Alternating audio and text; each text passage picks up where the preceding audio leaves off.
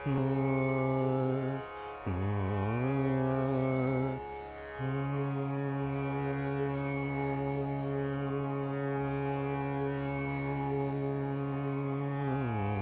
तो scientific revolution की बड़ी रेवोल्यूशन के साइंस ने जिस तरह आके काम किया और वो एक अलग से फील्ड हो गया, उसने रिलीजन को एक तरह से रिप्लेस कर दिया।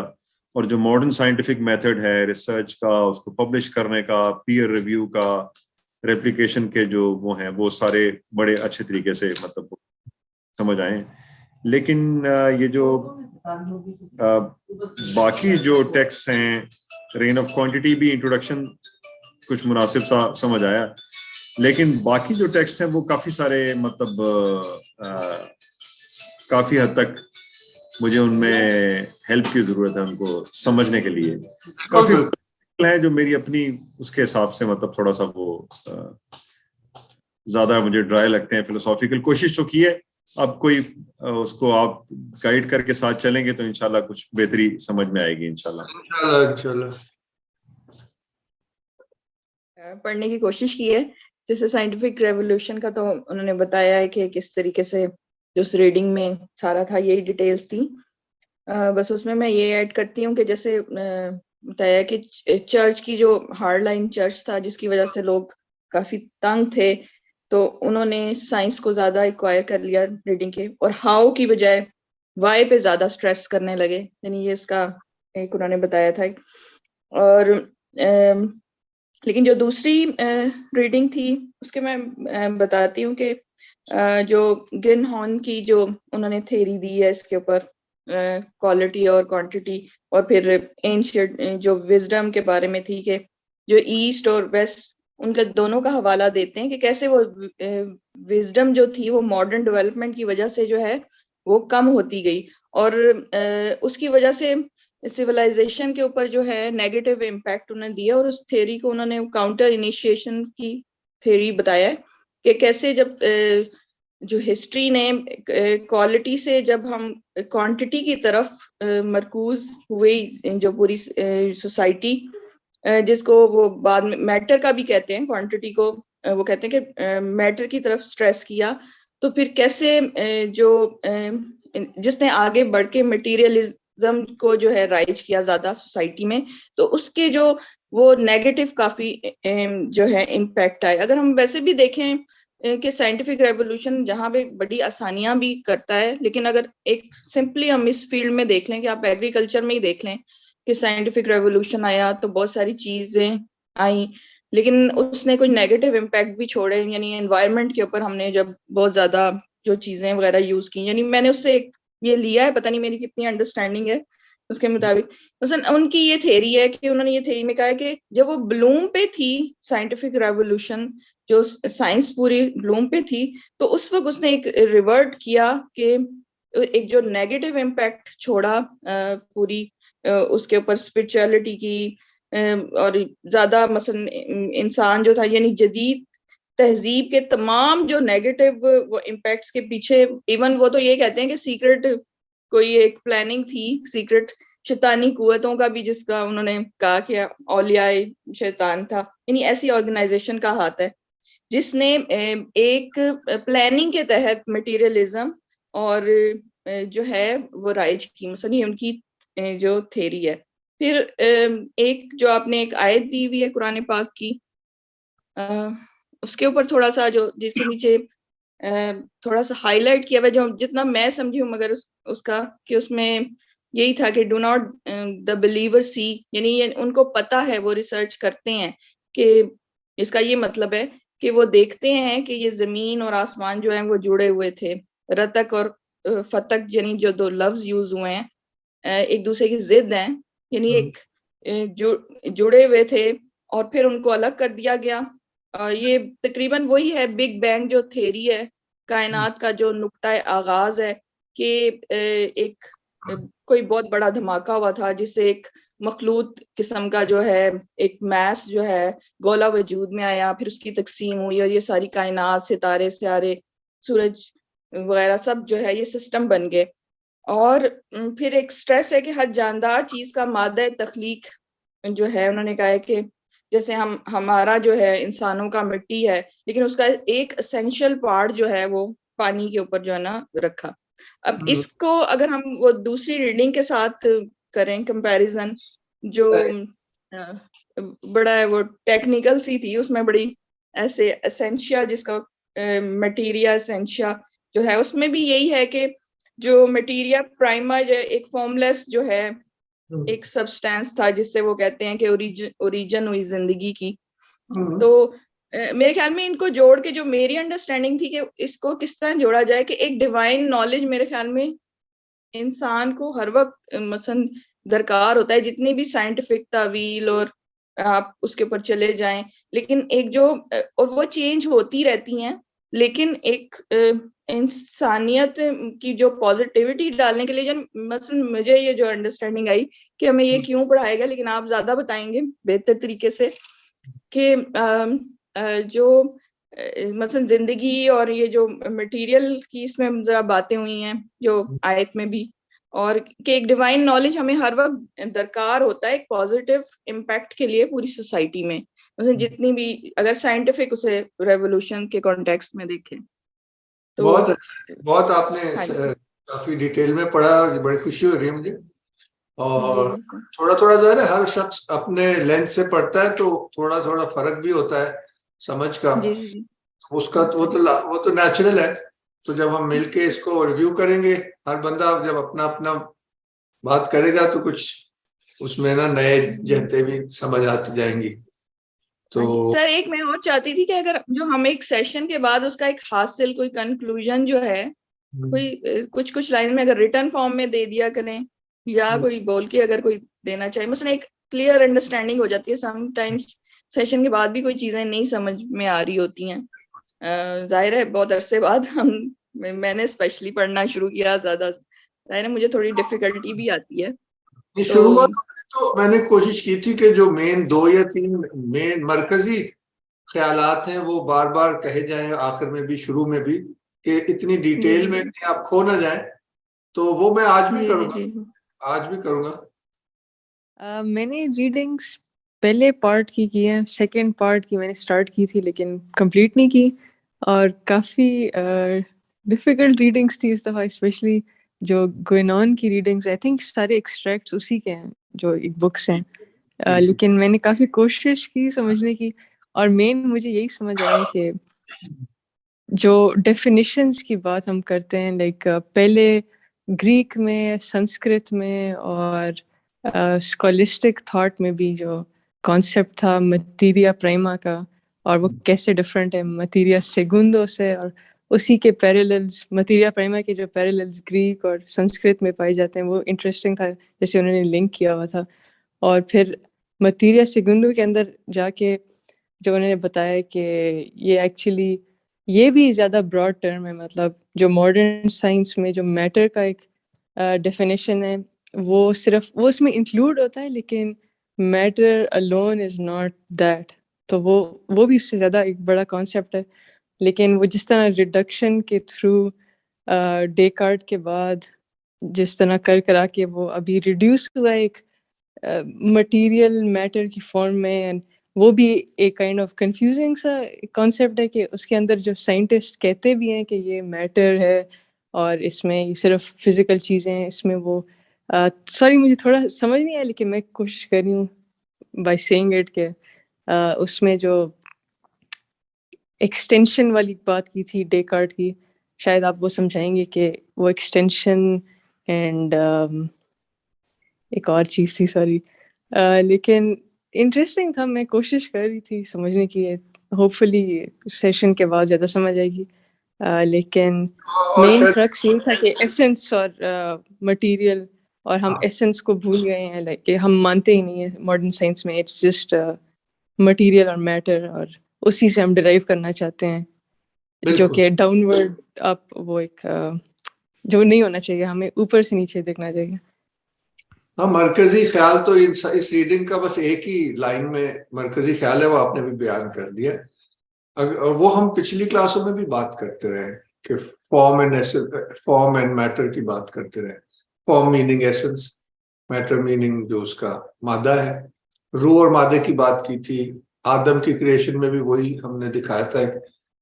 वो जरा मुश्किल था, मगर एक स्लाइड दिखाई थी कि वो मेटाफिजिक्स से लेके लौह और कलम से होते हुए आदम के, याद होगा आप लोगों को। जाहिर है वो चैप्टर शायद मैं शेयर करना भूल गया, ऑन द स्पिरिट वो मैं करूंगा, तो जहां से वो लिया था तो वो भी देखिएगा। तो सब असल में एक तसलसल है, आइडिया एक ही हम फॉलो करें, ये फॉर्म एंड मैटर वाला असल में। तो मतलब कि प्राइमरी कह लो आइडिया ये, और तो खैर काफी बातें और भी हो रही, मगर ये ज्यादा जरूरी है, और इसकी रोशनी में बाकी चीजें भी बेहतर, असल में उसी के सारे एप्लीकेशन हैं। तो अभी उस पर आते हैं, कौन रह गया? रजा, आपने पढ़ने की कोशिश की या पिछले आपने सुने थे वीडियोस जो पिछली क्लास में? जो पिछले में रीडिंग से गो थ्रू हुआ था, लेकिन मैं लेक्चर्स पूरे नहीं सुन सका वही के बीमारी की वजह से। रहता है इसकी रीडिंग्स जो है उनसे मैं गो थ्रू हुआ था, और हिस्टोरिकली तो काफी सारी चीजें वो रिलेट कर पा रहा था, जो सॉरी साइंटिफिक रेवोल्यूशन की जो उन्होंने बात की थी वो तो समझ आई थी। जो आपने क्वांटिटी और क्वालिटी वाली जो रेन ऑफ क्वांटिटी वाली जो रीडिंग थी, उसके अंदर जो और जो बाद में आपने आयत शेयर की, उससे तो एक बेसिक सेंस मतलब वो रिलेट में कर पा रहा था कि उन्होंने उस चैप्टर के अंदर भी ये मेंशन किया कि बहुत बुनियादी सतह के ऊपर भी जाके हम देखें तो जो सबसे पहले जो डुअलिटी क्रिएट हुई है वो क्वांटिटी और क्वालिटी की है, और जो जिसकी तरफ इशारा उस आयत के अंदर भी किया गया है। अब वो अर्ज़ो समावात के अल्फाज इस्तेमाल हुए हैं, लेकिन कॉन्सेप्ट सारी डुअलिटीज जो हैं उनमें सबसे बुनियादी जो है क्वांटिटी और क्वालिटी वाली है। तो वो जहाँ एक्सप्लेन करते हैं कि वो एसेंस और सब्सटेंस वाली चीज, तो वहां तक मैं उससे समझ पाया था, लेकिन उससे आगे कुछ तो एक वो ज्यादा कॉम्प्लिकेटेड टर्म्स हैं, वहां फिर कंफ्यूजन, मतलब जो लास्ट टू रीडिंग्स है वो फिर मैं बहुत ज्यादा नहीं समझ पाया। हाँ, लास्ट टू तो मेरा ख्याल है कि वो हम आज भी शायद इतनी ज्यादा उसमें नहीं देखेंगे। वो थोड़ा सा एप्लीकेशन है मजीद, वो कि भाई फिर कल्चरल स्फेयर में क्या शक्ल लेती है, और इंटेलेक्चुअल स्फेयर में क्या, कि जो मॉडर्निटी में जो इंटेलेक्चुअल डेवलप हुई फिलोसफी रैशनलिज्म उस पे है, वो एक तरह से एक्स्ट्रा ही है। तो फर्स्ट 5 वाले ही ज्यादा सेंट्रल है, क्योंकि हम बुनियाद हाँ जी बोल जी, बस वो सिर्फ लास्ट जो आपने रीडिंग दी उसके अंदर उन्होंने वो हिंदू थ्योरी के ऊपर इशारा किया है कि वहाँ जो 4 सब्सटेंस है उन्हें समझने के लिए वो थ्योरी काफी हेल्पफुल है, लेकिन वो बहुत बेसिक सी एक्सप्लेनेशन थी, तो वो उसमें इन डेप्थ नहीं समझ आई। वो रेफरेंस तो समझ आ गया क्योंकि किसके तरफ इशारा कर रहे हैं, लेकिन उसकी फिर वो खैर नीचे चैप्टर और बुक मेंशन थी, तो वो होपफुली इसके बाद उससे गो थ्रू हो लेंगे। वो सेकेंड हाफ में हम एक नजर देख लेंगे, और जो आप मसला है वो आप जरूर डिस्कस कीजिएगा, वो फिर हम उसको बिल्कुल देखेंगे। तो हतीम यहाँ मौजूद है जी। जिस हद तक मुझे समझ आई है, या जिस हद तक मेरी रीडिंग कॉम्प्रिहेंशन ने मेरा साथ दिया है, उसके अंदर साइंटिफिक रेवोल्यूशन में जो चीज़ मैं ऐड कर सकता हूँ वो हिस्टोरिकली स्पीकिंग 16 और 17 के दरम्यान में थी, और उसके जो बेसिक बुलेट पॉइंट्स थे which were re-education of the common sense, और उस पॉइंट पे उन्होंने एक क्वांटिटी और क्वालिटी के दरम्यान एक ब्रांचिंग कर दी थी। और मतलब जिस तरह से उन्होंने बताया हुआ है कि जो एक मॉडर्न रिसर्च का जो एक पैटर्न था, लोगों को वो चीज़ें प्रोवाइड कर दी गई जिसके ऊपर वही रिजल्ट्स को घर पर भी रेप्लिकेट कर सकते थे, और सारे डिजाइन वगैरह सारा। उसके बाद जो इंट्रोडक्शन था ये रने का, इंटरेस्टिंग था कि उनका जो पॉइंट ऑफ व्यू है वो किस तरह से बता रहे हैं कि एक आम इंसान, अगर मतलब आम इंसान से आम नजर से अगर देखा जाए तो दुनिया का जो ग्रेडियंट है वो हम कहते हैं कि जी इंक्रीजिंग है और एवरीथिंग इज गोइंग अपवर्ड्स, लेकिन उनका मानना ये है कि everything is going downwards.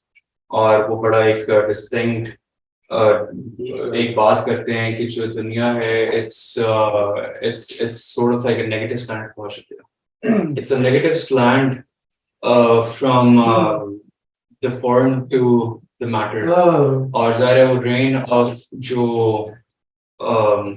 The rain of quantity की जो पूरी वो बात करते हैं, उसमें आगे जाके वो इंटरेस्टिंग चीज ये भी थी कि वो ये भी साथ में कह रहे हैं कि at the end of the day absolute separately ये दोनों चीजें एग्जिस्ट नहीं करती, क्योंकि the absolute act would be God and the absolute potency would be the matter या जो सब्सटेंस। उसके अंदर सारे there was a lot of nomenclature with different cultural differences as well. उसमें आइडोस और हुलू का भी जिक्र है उसके अंदर, हाइले सॉरी कृष्णा और प्रथरिक का भी है, पुरुष और बंदे को कहते हैं पुरुष और प्रथरिक, प्राथरिकी बिल्कुल सही, प्रकृति, हाँ सॉरी। उसके अंदर वो बेसिकली जो मैं समझ पा रहा था वो यही था कि वो एक बता रहे हैं कि ये दोनों चीजों का amalgamation is the true manifestation of both the entities, और हमारा जो भी रिजल्टेंट है it's a byproduct of the both form and the matter। ठीक है, एक ये चीज मुझे इसमें से जो समझ आई थी। उसके बाद इंटरेस्टिंगली वो मुझे लग रहा था कि आपने बड़ा इंटरेस्टिंग तरीके से जो आयत का जो आपने सेलेक्ट किया ना कि वो आपने किस टॉपिक पे रखी है, क्योंकि ऊपर से आप जब उस कॉन्टेक्स्ट में सारा कुछ पढ़ते आ रहे हैं ना, तो आगे जाके वो सूरत अल-अंबिया के अंदर जो उसमें हेवंस और अर्थ एग्जैक्टली आपको फिर वहां पे फॉर्म और सब्सटेंस की शक्ल में नजर आना शुरू हो जाती है। यही मकसद। और मुझे था शायद कि आपने वो बड़ा इंटरेस्टिंगली उसका जो आपने पोजीशनिंग की है, क्योंकि फिर जब मैंने वो आयत पढ़ी तो क्योंकि ऊपर से पढ़ते आ रहे थे, कॉन्टेक्स्ट डेवलप हुआ था, तो उस टाइम पे heavens for me was form या एक्ट, और earth for me was substance या पोटेंसी, और बाकी वो आगे वाला जो था वो इतना मुश्किल था कि वो तो तौफीक भी नहीं हुई इंटरप्रेट। तो बस ये that this is all I could like grasp। बहुत जबरदस्त जी सही। इनमें जो वो साइंटिफिक रिवोल्यूशन वाला था वो तो मेरे ख्याल से बड़ा स्ट्रेट फॉरवर्ड था, और उसी के ऊपर हम पहले काम कर चुके थे रेनेसांस के, कि किस तरह से मजहब को साइड पे रख के साइंस फोकल पॉइंट बन गया था, और उसी के लेंस से सब कुछ देखा। ये बड़ा जरूरी था, आपने पॉइंट आउट कर लिया। ये इस तरह से था कि अब सब कुछ साइंस, और इसका जिक्र फिर रेनोवेने के उसमें था कि अब किस तरह से फिलोसफिकल थ्योरीज को लोग इतना इंपॉर्टेंस नहीं देते, और वो आम लोगों पे इतना असर नहीं करता जितना साइंस के नाम पे चीज को बेच सकते हैं, अगर कहीं ये साइंटिफिक है। इस रेनोवेने पे उसमें जिक्र था। बाकी जो रेनोवेने एक्सट्रैक्ट थे वो मेरे लिए बड़े डिफिकल्ट थे, मुझे सब कुछ इस तरह से समझ में नहीं आया। और मैंने वैसे इससे पहले रेनोवेने का बहुत सुना हुआ था, तो मैं चाहूंगा कि आप अच्छे से आज उनका कोई इंट्रोडक्शन दें कि वो किस तरह से उनका क्या रोल है और किस तरह के, क्योंकि मुझे सच कुछ नहीं पता। लेकिन मुझे जनरली थीम समझ में आ चुका था, वो ये था कि एक तो वो एक मिसकंसेप्शन दूर करने के चक्कर में इस थे कि जो वेस्ट ने अरिस्टोटल को लेके कहा है कि अरिस्टोटल ने जो नेचुरल साइंसेस की बात की है कि मटेरियल की, वो एक्चुअली मटेरियल ये मटेरियल नहीं है कि ये लोग ले रहे हैं, और मटेरियल को क्वांटिटी सिर्फ हम नहीं ले सकते, इसको क्वालिटी से जुदा नहीं कर सकते। तो उसमें फिर लैंग्वेज का भी वो जिक्र करे थे कि बड़ा मसला है जो इंग्लिश में चेंज हुए हैं, तो सेंस में नहीं बात किया जा रहा। तो बाकी यही था कि साइंस जो आजकल कर रही है वो सिर्फ क्वांटिटी पे, मैटर पे, कि मैटर है क्या होता मैटर, वो उनका कहना था कि सिर्फ आप एक चीज, एक तो मैटर सिर्फ मैटर होती नहीं है, और आप उस हवाले से आप उसे अगर आप रिसर्च उस पर करेंगे, एक्सपेरिमेंट करेंगे, तो वो चीजें आप नजरअंदाज कर जाएंगे जो एक्चुअली करनी चाहिए, जो कि उससे पहले इस चीज का भी जिक्र था कि क्वालिटी जो सबसे पहले वेस्ट और ईस्ट में इक्वली बहुत उसका दर्जा था, वो कहीं नहीं देखने को मिलता। तो जनरली इसका थीम यही था, और डिटेल में मुझे आज कुछ समझ में बाकी नहीं आया। हाँ वो है, मुश्किल है, मगर असल पॉइंट यही है। हाँ। वो तो है कि बात आपको बार बार पढ़ना पड़ता है। हाँ। नो तो बहुत मुश्किल है, कई साल में तो पढ़ ही नहीं सका। हाँ। किताब में बहुत अरसे से थी। अरीबा आप कुछ ऐड करना चाहेंगी, वरना फिर हम टेक्स्ट पे चलेंगे। ये फर्स्ट से चलते मैंने चीजें हाईलाइट कुछ की हैं, कुछ चेंज भी की हैं, सिर्फ हाइलाइट्स देखेंगे क्योंकि ज्यादा टेक्स्ट है, इतना टाइम तो है नहीं। उम्मीद है नजर आ रहा है हतीम, आप सब पढ़ ही चुके हैं। इसमें से बस टेक अवे ये है कि scientific revolution, drastic change in scientific thought, ये हम पहले भी देख चुके हैं during the 16th and 17th century. A new view of nature during the scientific revolution, replacing the Greek view that had dominated for 2000 years. ये जरूरी है वैसे। अब जो असल चीज है वो इधर आ रही है। By the end of this period, it may not be too much to say that science had replaced Christianity as the focal point of European civilization. Obvious है, मगर ये जरूरी है कहना। और ये जो हमने पिछली क्लासें हुई थी, उससे सेंटेंस जोड़ रहा है, out of the ferment of the Renaissance and Reformation, there arose a new view of science. Renaissance और फिर जो Protestant movement आया, ये उससे रेफॉर्मेशन गालिबन उससे ताल्लुक रखता है। और ये भी जरूरी है कि substitution of a quantitative for a qualitative view of nature, the view of nature as a machine. अब देखिए बिल्कुल वेस्ट खुद अपने बारे में कह रहे हैं, वरना लास्ट टाइम लोगों ने बहुत इतराजात किए थे कि आप तो ट्रेडिशनलिस्ट साइड से कहे जा रहे हैं, वो इस सारे से जैसे कि वो आगाह ही नहीं थे। तो हम शुरू से ये कर रहे हैं, ब्रिटानिका और विकिपीडिया से ला रहे हैं कि भाई अब कह रहे हैं, हाँ वो खुद कह रहे हैं, और ये इतना तो अंदाजा होना चाहिए हमें, किसी दर्जे में तो सबको होता ही है क्योंकि हम इसी दौर में रह रहे हैं। ओहो, आगे चले जी। ये है रेन ऑफ क्वांटिटी इंट्रोडक्शन। इसमें से एक का जुमला मैं बस आपसे शेयर करना चाहूंगा क्योंकि आप पढ़ चुके हैं। तो ये है जो आज की जो है ना टेक अवे, समिया जो कह रही थी कि आज का टेक अवे क्या है, वो इसमें दे दिया, बाकी सब इसकी इलिस्ट्रेशन है। Geno sees history as a descent from form or quality or essence toward matter or quantity. But after the reign of quantity, जिसमें हम रह रहे हैं, यानी कि जो दौरा है साइंस का है ना, but after the reign of quantity, modern materialism and the rise of the masses. अब ये आखिरी पॉइंट है जहां अगली क्लास में हम इस पे ज्यादा बात करेंगे। एक हो गया ना, जब 50s तक आप समझ रहे हैं, बहुत बिल्डिंग्स भी आप देखें तो बड़ी फंक्शनल, डब्बे और साइंस और सारा कुछ, ये पोस्ट मॉडर्न वक्त से पहले की बात हो। 80s के बाद शुरू तो खैर लेट 60s में हो जाता है। तो कहते हैं कि जब ये मॉडर्निटी अपने मैक्सिमम सॉलिडिफिकेशन में पहुंचेगी तो फिर एक डिसोल्यूशन शुरू होगी। एक पॉइंट से ज्यादा सॉलिड नहीं चीज हो सकती, फिर वो बिखरने लगती है। ये प्रिंसिपल है, इस पे हम अगली दफा शायद ज्यादा बात करेंगे। तो क्या रेनो ने किस जमाने के थे, मतलब ये किताब कब की है? ये 1949 या 51 में उनका इंतकाल हो गया था। ये उनकी आखिरी किताब थी, ये उनका फाइनल थीसिस था। Geno predicts a reign of inverted quality just before the end of the age. ये जो अभी समिया ने भी कहा था, यानी कि दज्जाल की एज, यानी कि ये हम अगली, मगर ये मतलब पूरा आर्ग्यूमेंट, बेसिकली पूरी बुक का यही आर्ग्यूमेंट है। तो इसी को वो खोल के एक्सप्लेन करते रहते हैं। अब थर्ड पे चलते हैं। अच्छा, आपको याद होगा जो हमने अभी देखा था कि मैंने जो पहली भी जो टॉक दी थी वो थी मॉडर्निटी, ट्रेडिशन एंड आर्ट। हाँ, ऐसी पहली क्लास में ओरिएंटेशन थी। हाँ, एग्जांपल दी थी आपने, तो उसमें भी मैंने आखिर आपने में दिखाई थी बल्कि एक तस्वीर मॉडर्न, पोस्ट मॉडर्न बिल्डिंग किस तरह की होती है। हाँ, उस सेक्शन में फिर आखिर में डायग्राम दिखाया था कि साइंटिफिक मेथड की बुनियाद ये है कि जो चीजें आपको नजर आती हैं उसमें से क्वालिटी को खारिज करके, ये भी था, वो यही बात हो रही है। At the physical level, the quality is all the color and all of that. जो कि हमें उसकी असल क्वालिटी या उसकी हकीकत के बारे में बता रहा है। वो उस दिन मैं कहना भूल गया था कि वो हर लेवल पे क्वालिटी और क्वांटिटी होगी। एक तो क्वालिटी है रूह और जिस्म की, वो भी है हर चीज में, मगर जब जो हवास से नजर आता है उसमें फिर ये दो चीजें। तो साइंटिफिक मेथड ने क्वालिटी को निकाल दिया और उसने कहा जो इसके बाद बचेगा वो मैं स्टडी करूँ, क्योंकि क्वालिटीज नापी नहीं जा सकती। तो वो इसलिए दिखाया था कि मॉडर्निटी की ये फाउंडेशन है।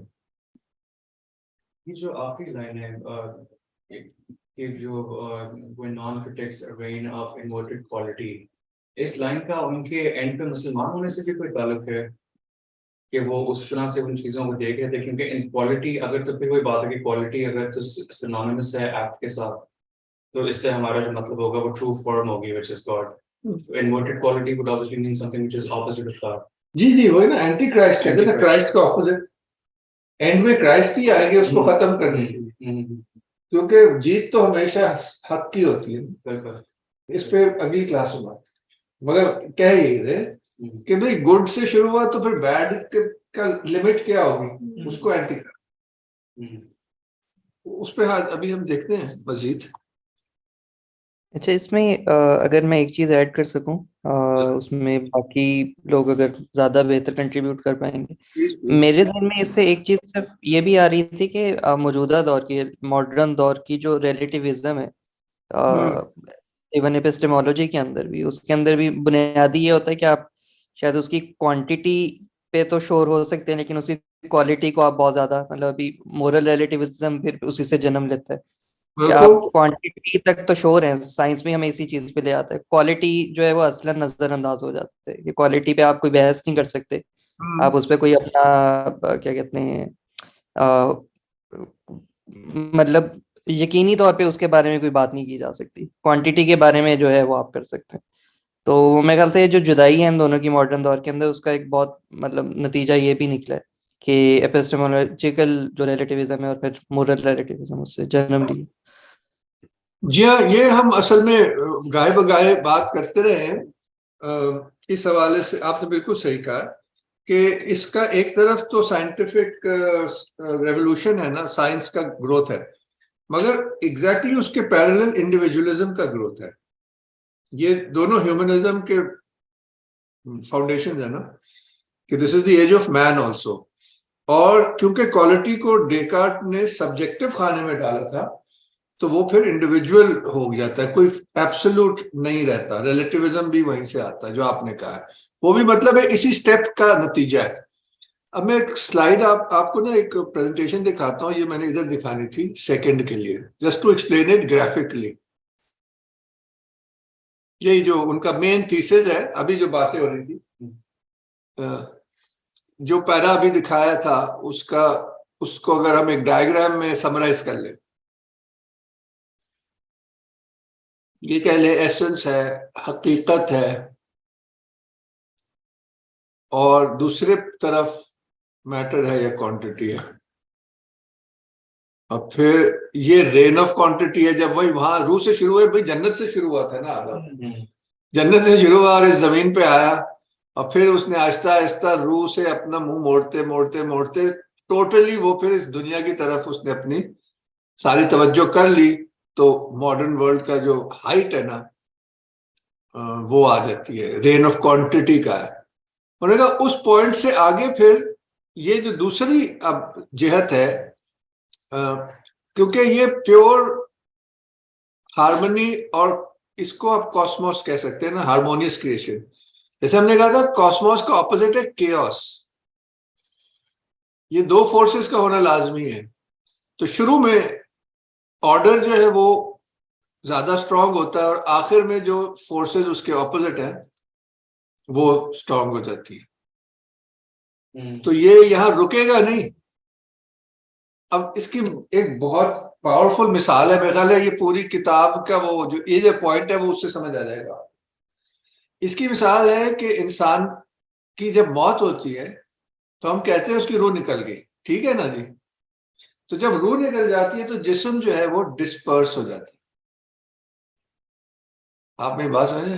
तो कायनात का भी यही असूल है, बिना रूह के, कि जैसे जैसे हम रूह से दूर रहेंगे उसकी स्टेबिलिटी कमजोर होती जाएगी, यहां तक कि वो बिखर जाएगी. ये असूल मुझे बड़ा, अब मेरे लिए बहुत समझ आता है. वो आपकी डिकेडेंस की तरफ जाएगी ना. अब देखिए, एक हरा पत्ता है, वो दरख्त से जब टूटता है जमीन पे गिर जाता है, तो उसकी वो नशो नुमा, उसकी लाइफ खत्म हो जाती है. तो वो सूख के, जैसे कुरान में है कि वो पीला होके भूसे की तरह उड़ जाता है. खेती, हरी खेती. तो ये एक कायनाती असूल है. मैंने कहा ये आप इसे रिलेट कर पाएंगे. बाकी इसको हम जरा स्किप भी कर सकते हैं, फिर लंबा हो जाएगी बात। यही कि ऊपर से शुरू होता है तो फिर नीचे की तरफ आता है, फिर एक पॉइंट पे आके उसकी लिमिट आ जाती है, तो फिर अगली साइकिल शुरू हो जाती है। वो भी फिर देखिए ना, शुरू वो जन्नत से हुआ था, ये समझो रेन ऑफ क्वांटिटी आ गया, अब ये बिल्कुल डिस्पर्शन शुरू होगी। इसको इन्होंने कहा डिसोल्यूशन। जैसे बॉडी जो है वो डिसॉल्व हो जाती है ना, मिट्टी हो जाता है, बिखर जाती है। तो जब डिसोल्यूशन का भी एक लिमिट आता है तो फिर वो कहते हैं ना हजरत ईसा आएंगे, पहले मेहदी आएंगे, फिर हजरत ईसा आएंगे और एक नया गोल्डन एज शुरू होगी। तो ये उसको आप कह लो, ये एक लार्जर कॉन्सेप्ट ऑफ टाइम है, ये असूल एक ही रहेगा। तो ये इस पे हम इस पे नहीं ज्यादा करते, मगर ये जहन में होना चाहिए कि ये जो रिलीजियस ट्रेडिशन है वो इसको ओन करते हैं, इस तरह की सोच को। वो अपने सिंबल्स में बात करते हैं, हमें उस हर अपने हिंदू और तरह बात करते हैं, मुसलमान इस तरह करते हैं, क्रिश्चियंस जैसे अभी मैंने की। ये अब जो अगली रीडिंग है उसमें ये जरूरत नहीं है दिखाने की कि इसके दो पोल्स हैं, एसेंस एंड सब्सटेंस। इसमें कुछ एग्जांपल्स आएंगे इसलिए दिखा रहा हूं। हाँ, इसको मैं, अच्छा जी, ये यानी कि ये असूल है, इस कायनात में हर चीज में ये असूल पाए जाएंगे, वरना कायनात नहीं हो सकती। तो वो हर शख्स में होंगे, हर क्रिएशन में होंगे, चाहे दरख्त हो, फूल हो, बंदा हो, जानवर हो। ये वो दिखाया है उसके किसी भी लेवल। ये उसके सिंबल्स हैं जो मैंने वो कुरान शरीफ वाला भी दिया था कि ट्रेडिशनल, हमारे ट्रेडिशन में जो सब्सटेंस वाला पोल है उसका सिंबल है वाटर्स। ये वो वाले वाटर्स हैं, डिवाइन कैलिम। वो है ना कि अर्श खुदा जो था वो पानी पे था, ये पहली बात हो चुकी है। So the active is the arsh, passive is the water which supports. ये चीज मुझे नहीं क्लियर हुई। बस ऐसे ही ये जो दो प्रिंसिपल्स है ना, कि अभी तस्वीर बनानी है तो किसी चीज पे बनानी है। ये हम पहली क्लास से कहते हैं कि इसका एक बहुत पावरफुल इस्तारा आईने का है। जो ऑब्जेक्ट है उसने किसी चीज में रिफ्लेक्ट हो रहा है ना, हकीकत तो वो ऑब्जेक्ट है जिसमें रिफ्लेक्ट हो रहा है, उसको वाटर्स का है, वो सपोर्ट है। Waters are beautiful symbol of the support. Passive बिल्कुल वो उस तरह से पैसिव है, सबसे नीचे जगह जाते हैं, ये असूल है। इसका एक सिंबल हमने पहले क्लास में देखा था, लॉ और कलम। कलम जो है divine pen, it contains all the knowledge that God has of his creation, and the law is on which he writes that. So they are basically spirit की दो कहते हैं ना, डिवाइन में तो यूनिटी है। मिरर की मैंने कह दिया, बस ये इसलिए मैं दिखाना चाह रहा था। तो अब हम आगे चलते हैं। ये आ गया जी 1 2 3 पे आ जाए, ये भी हो गया। अब आ जाए ये क्वांटिटी क्वालिटी, ये भी मैंने आपको भी दिखाई दी है। तो ये उसी को, ये बात जो इसमें लिखा है वो मैंने वो डायग्राम में दिखाने की कोशिश की, आप ज्यादातर लोग पढ़ चुके हैं। Quantity, quality and quantity. This, the first of all cosmic dualities, is a starting point, for it is situated at the very principle of existence or of universal manifestation. And without it, no manifestation would be possible in any mode whatsoever. Its two terms must be envisaged as universal principles, as being the two poles of all manifestation. ये मैंने जो अभी diagram बनाया था इसी से लिया था, शायद एक आध और सेंटेंस है। अब देखिए वो एक उसका यूनिवर्सल नाम उन्होंने दिया क्वांटिटी और क्वालिटी, यही दिया। एक और उसी का मुतरादिफ अल्फाज है एसेंस और सब्सटेंस हमारी दुनिया में। और हमारी दुनिया में ये कह रहे हैं कि वो जो अल्टीमेट यूनिवर्सल रियलिटी है उसको आप एसेंस और सब्सटेंस भी कह सकते हैं, और इस दुनिया में उसका फिर आप क्वालिटी और क्वांटिटी की शक्ल में जाहिर होते इस। हाँ, और ये कहते हैं कि ये जो ग्रीक थॉट में जो प्लेटो जिनको आइडियाज कह रहे हैं वो उसी की बात कर रहे हैं, एसेंसेस की। In any case they are, और कह रहे हैं एरिस्टोटल भी बेसिकली उसी की बात कर रहा है।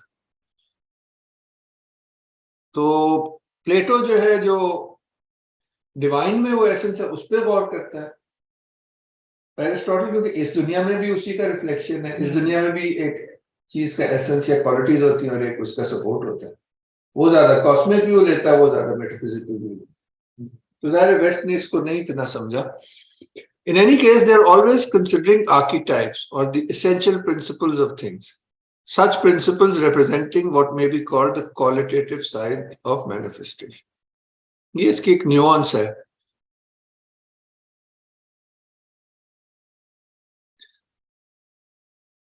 अब इसकी वो डिटेल देखेंगे तो आप किताब पढ़ना चाहें तो पढ़ सकते हैं।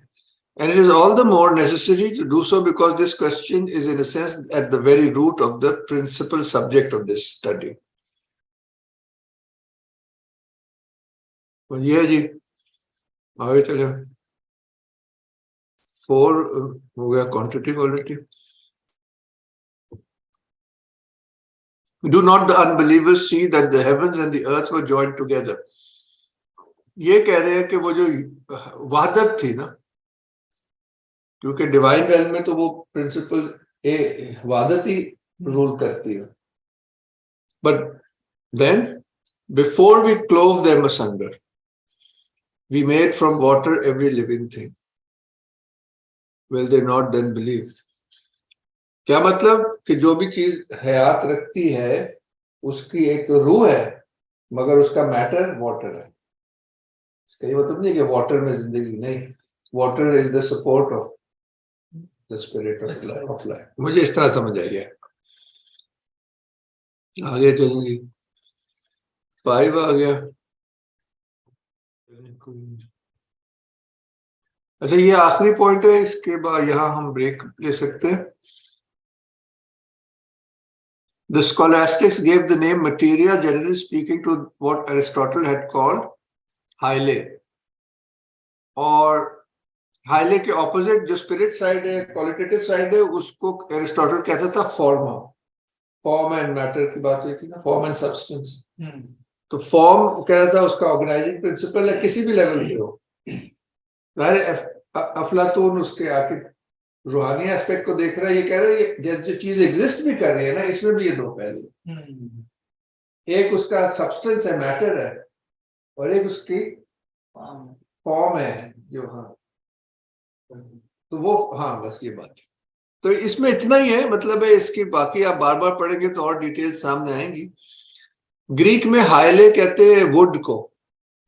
वो कहते हैं वुड जो होती है वो शेपलेस है, उसके कुछ चीज, अभी चेयर तो नहीं ना बने, तो कहते हैं जो कारपेंटर है उसके जहन में वो आइडिया, वो प्लेटोनिक आइडिया कि ना चेयर बनाना, फिर वो आइडिया इसके लिए फॉर्म का काम करता, वो हकीकत चेयर की, क्योंकि जहन में तो वो अलग अलग नहीं है ना, उसका जो ख्याल का जो स्टफ है, साइकिक स्टफ है, जिसको सुवर मुतखय्यला भी कहते हैं, तो इसलिए फॉर्म नजर आती है, सटल फॉर्म है, और उस आइडिया जो है वो उसका चेयर वाला जो है।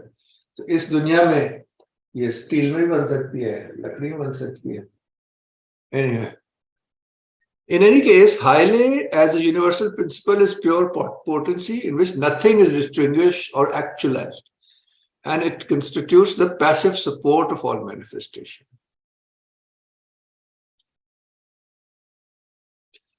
The term Hyle with the secondary meaning, particularly when this term is correlated with eidos, idea, archetype, to designate the 2 sides essential and substantial of particular existences.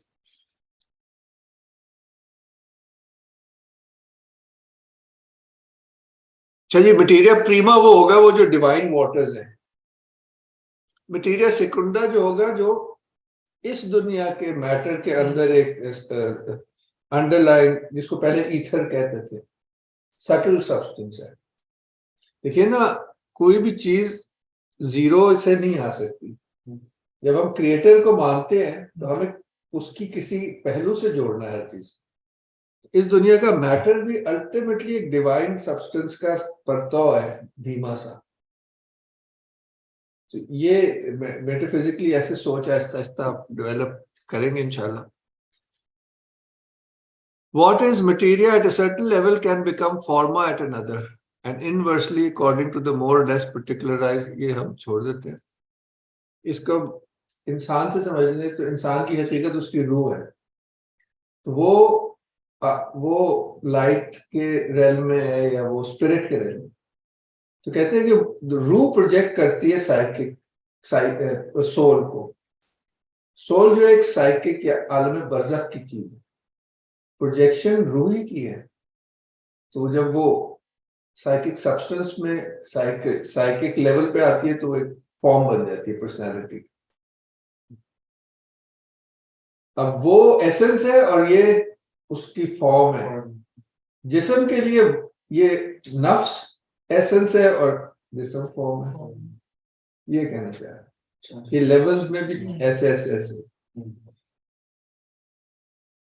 तो इसमें बेसिक चीज ये कह रहे हैं जो समझने की है कि अगर किसी चीज की आपने हकीकत मालूम करनी है तो उसके मैटर से तो नहीं आएगी, वो तो सिर्फ रिसेप्टिव चीज है। Like a mirror, you can't find out what is the reality of the image by dissecting the mirror. लेकिन that's the argument here. अगर आपका कुछ शीशे ऐसे भी होते हैं ना जिसमें आपको कोई भी जो एलिमेंट है वो डिस्टॉर्टेड आता ही नजर, distorted as because of the fact कि वो जो तो मेरा पॉइंट ये है कि फिर जो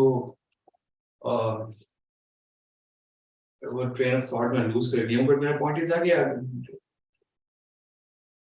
मिस कर गया हूं, अभी आता तो मैं दोबारा पूछता हूँ।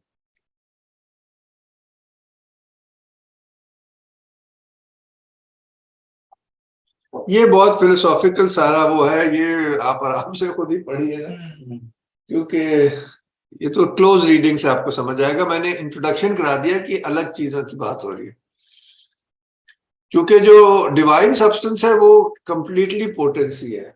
वो इस दुनिया के सब्सटेंस में कह रहे हैं कि the materia secunda of our world can not be devoid of all determination, for if it were so it would be inseparable from materia prima.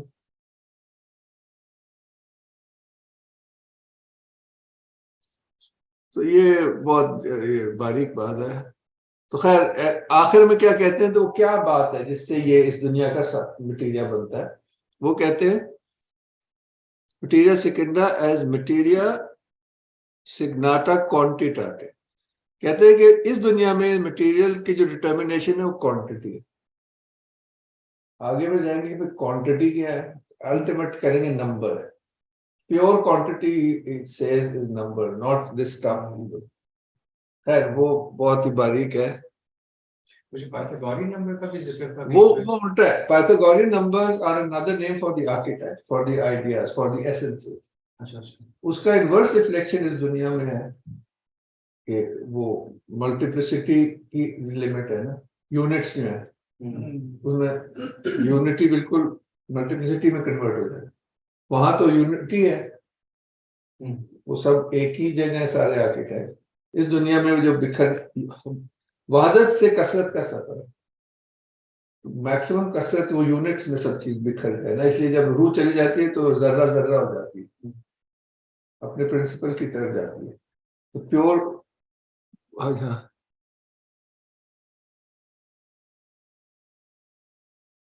So quantity is one of the very conditions of existence in the sensible or corporal world, physical world.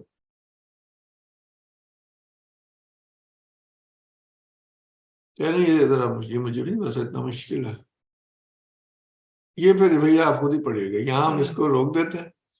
इसमें वही बताया है कि ये number जो Pythagorean है वो रूहानी, और फिर ये दूसरे वाले क्वांटिटेटिव नंबर। यार आप लोग सही कर रहे हैं, आसान नहीं। चले जी यहाँ ब्रेक लेते हैं, फिर बातें करेंगे मजीद। हाँ जी फारूक साहब, थोड़ा बहुत फॉलो किया आपने, मैंने जो आपके कंफ्यूजन थी उस हवाले से?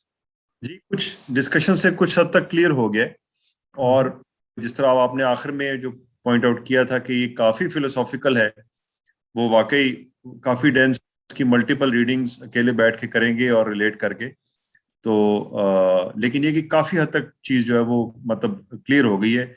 वह बेसिकली एक और इन्हीं का पॉइंट मैं देख रहा था जिससे बड़ी क्लैरिटी आती है, ये कि क्वालिटी जो है वो क्योंकि डिवाइन लेवल की चीज है, खुदा की क्वालिटीज आप एट्रीब्यूट कर सकते हैं, लेकिन क्वांटिटीज खुदा से एट्रीब्यूट नहीं कर सकते, क्योंकि खुदा जो है वो इससे अबव है, क्वांटिटी से वन या मल्टीपल से ऊपर है। ये तो मतलब पोलैरिटी वाली वर्ल्ड की जो ये वाली दुनिया है इसकी चीजें हैं क्वांटिटी। तो एग्जैक्टली इससे अंदाजा हो जाता है कि क्वालिटी वाली जिसको वो कहते हैं वो डिवाइन वर्ल्ड थी और उससे नजदीक जो चीजें थी, और जो क्वांटिटी है वो फिर जैसे जैसे आप नीचे आते जाते हैं, जैसे जैसे इंसान और मुआशरा डिस्पर्स होता जाता है, डिसिपेट होता जाता है, या समझें कि वो जिससे कहते हैं losing the soul in the world, तो वो जैसे जैसे डिसिपेट होके होता जाता है, इस तरह क्वांटिटी का रेन आ जाता है और क्वालिटी खत्म हो जाती है बीच में से। तो मेरे ख्याल से वैसे हमने ना बेसिक पॉइंट सारे कवर कर लिए हैं। बाकी जैसे ये इसके वो डिटेल्स वगैरह है वो एक नजर हम देख लेंगे। रैशनलिज्म की बात कर रहे हैं। It has just been said that the moderns claim to exclude all mystery from the world as they see it, in the name of a science and a philosophy characterized as rational. ये as of reason है। Since the 18th century, जो हम अगली class में हम इसी को देखेंगे, जिसको एनलाइटनमेंट का है, since the 18th century, the most fanatical deniers of all supra-sensible reality have been particularly fond of invoking reason on all occasions and of proclaiming themselves to be rationalists. Rationalism, properly so called, goes back to the time of Descartes, जिसने scientific method की बुनियाद रखी थी कि pure reason के ऊपर उसने कहा था, जो चीज नापी जा सकती है उस associated right from its beginning with the idea of a mechanistic physics, कि जी दुनिया एक मशीन की मानंद है। अब ये बड़ा इंपॉर्टेंट है कि प्रोटेस्टेंटिज्म यानी कि जो एक तरह की बगावत हुई रिलीजन में, ये प्रिंटिंग प्रेस का भी इसमें हाथ है। मार्टिन लूथर था ना, लूथर था जर्मनी में, उसने कहा कि भाई अब हर बंदा बाइबल खुद पढ़े, उसको मौलवियों की जरूरत नहीं है। तो प्रोटेस्टेंटिज्म हैड प्रिपेयर्ड, और उसने बहुत क्रिटिसाइज किया जो करप्शन थी चर्च की, वो सही किया। Protestantism had prepared the way for this. क्यों? ये बड़ा इंपॉर्टेंट पॉइंट है, लास्ट क्लास में भी बात हुई थी। By introducing into religion together with free inquiry a sort of rationalism, क्योंकि रेनेसांस में चीजें जोर पकड़ चुकी थी। एक तो रैशनलिज्म का मतलब है शुरुआत थी, और यही जो हमने पीको का टेक्स्ट देखा था वो खुद चीजें कर रहा था ना, वो अथॉरिटी पे नहीं ले रहा था चर्च की। और ये जो एक तरह से इंडिपेंडेंट करना था, ये प्रोटेस्टेंट मूवमेंट ने बिलीवर को चर्च से अलग कर दिया ना, एक इंडिपेंडेंस दे दी कि तुम खुद समझो। हमारे यहाँ भी ऐसी टेंडेंसीज हैं कि खैर उधर नहीं जाते। Rationalism is essentially defined by a belief in the supremacy of reason, proclaimed as a veritable dogma and implying the denial of everything as it is of, ये बात हो चुकी है कि जो कुछ अकल से मावरा है या रीजन से मावरा है, and implying the denial of everything that is of a supra-individual order, notably a denial of pure intellectual intuition. ये काफी एक अहम चीज है कि वो जो हमने कहा था एनल कल्ब या जो रूह की आंख है जो खुदाई चीजों को देख सकती है, और कुरान तो भरा हुआ है कि हम तुम्हें अपनी निशानियां दिखाएंगे आफाक पर और तुम्हारे नफ्सों में, यहाँ तक कि तुम्हें ये वाज़े हो जाए, बय्यन हो जाए कि ये हक है।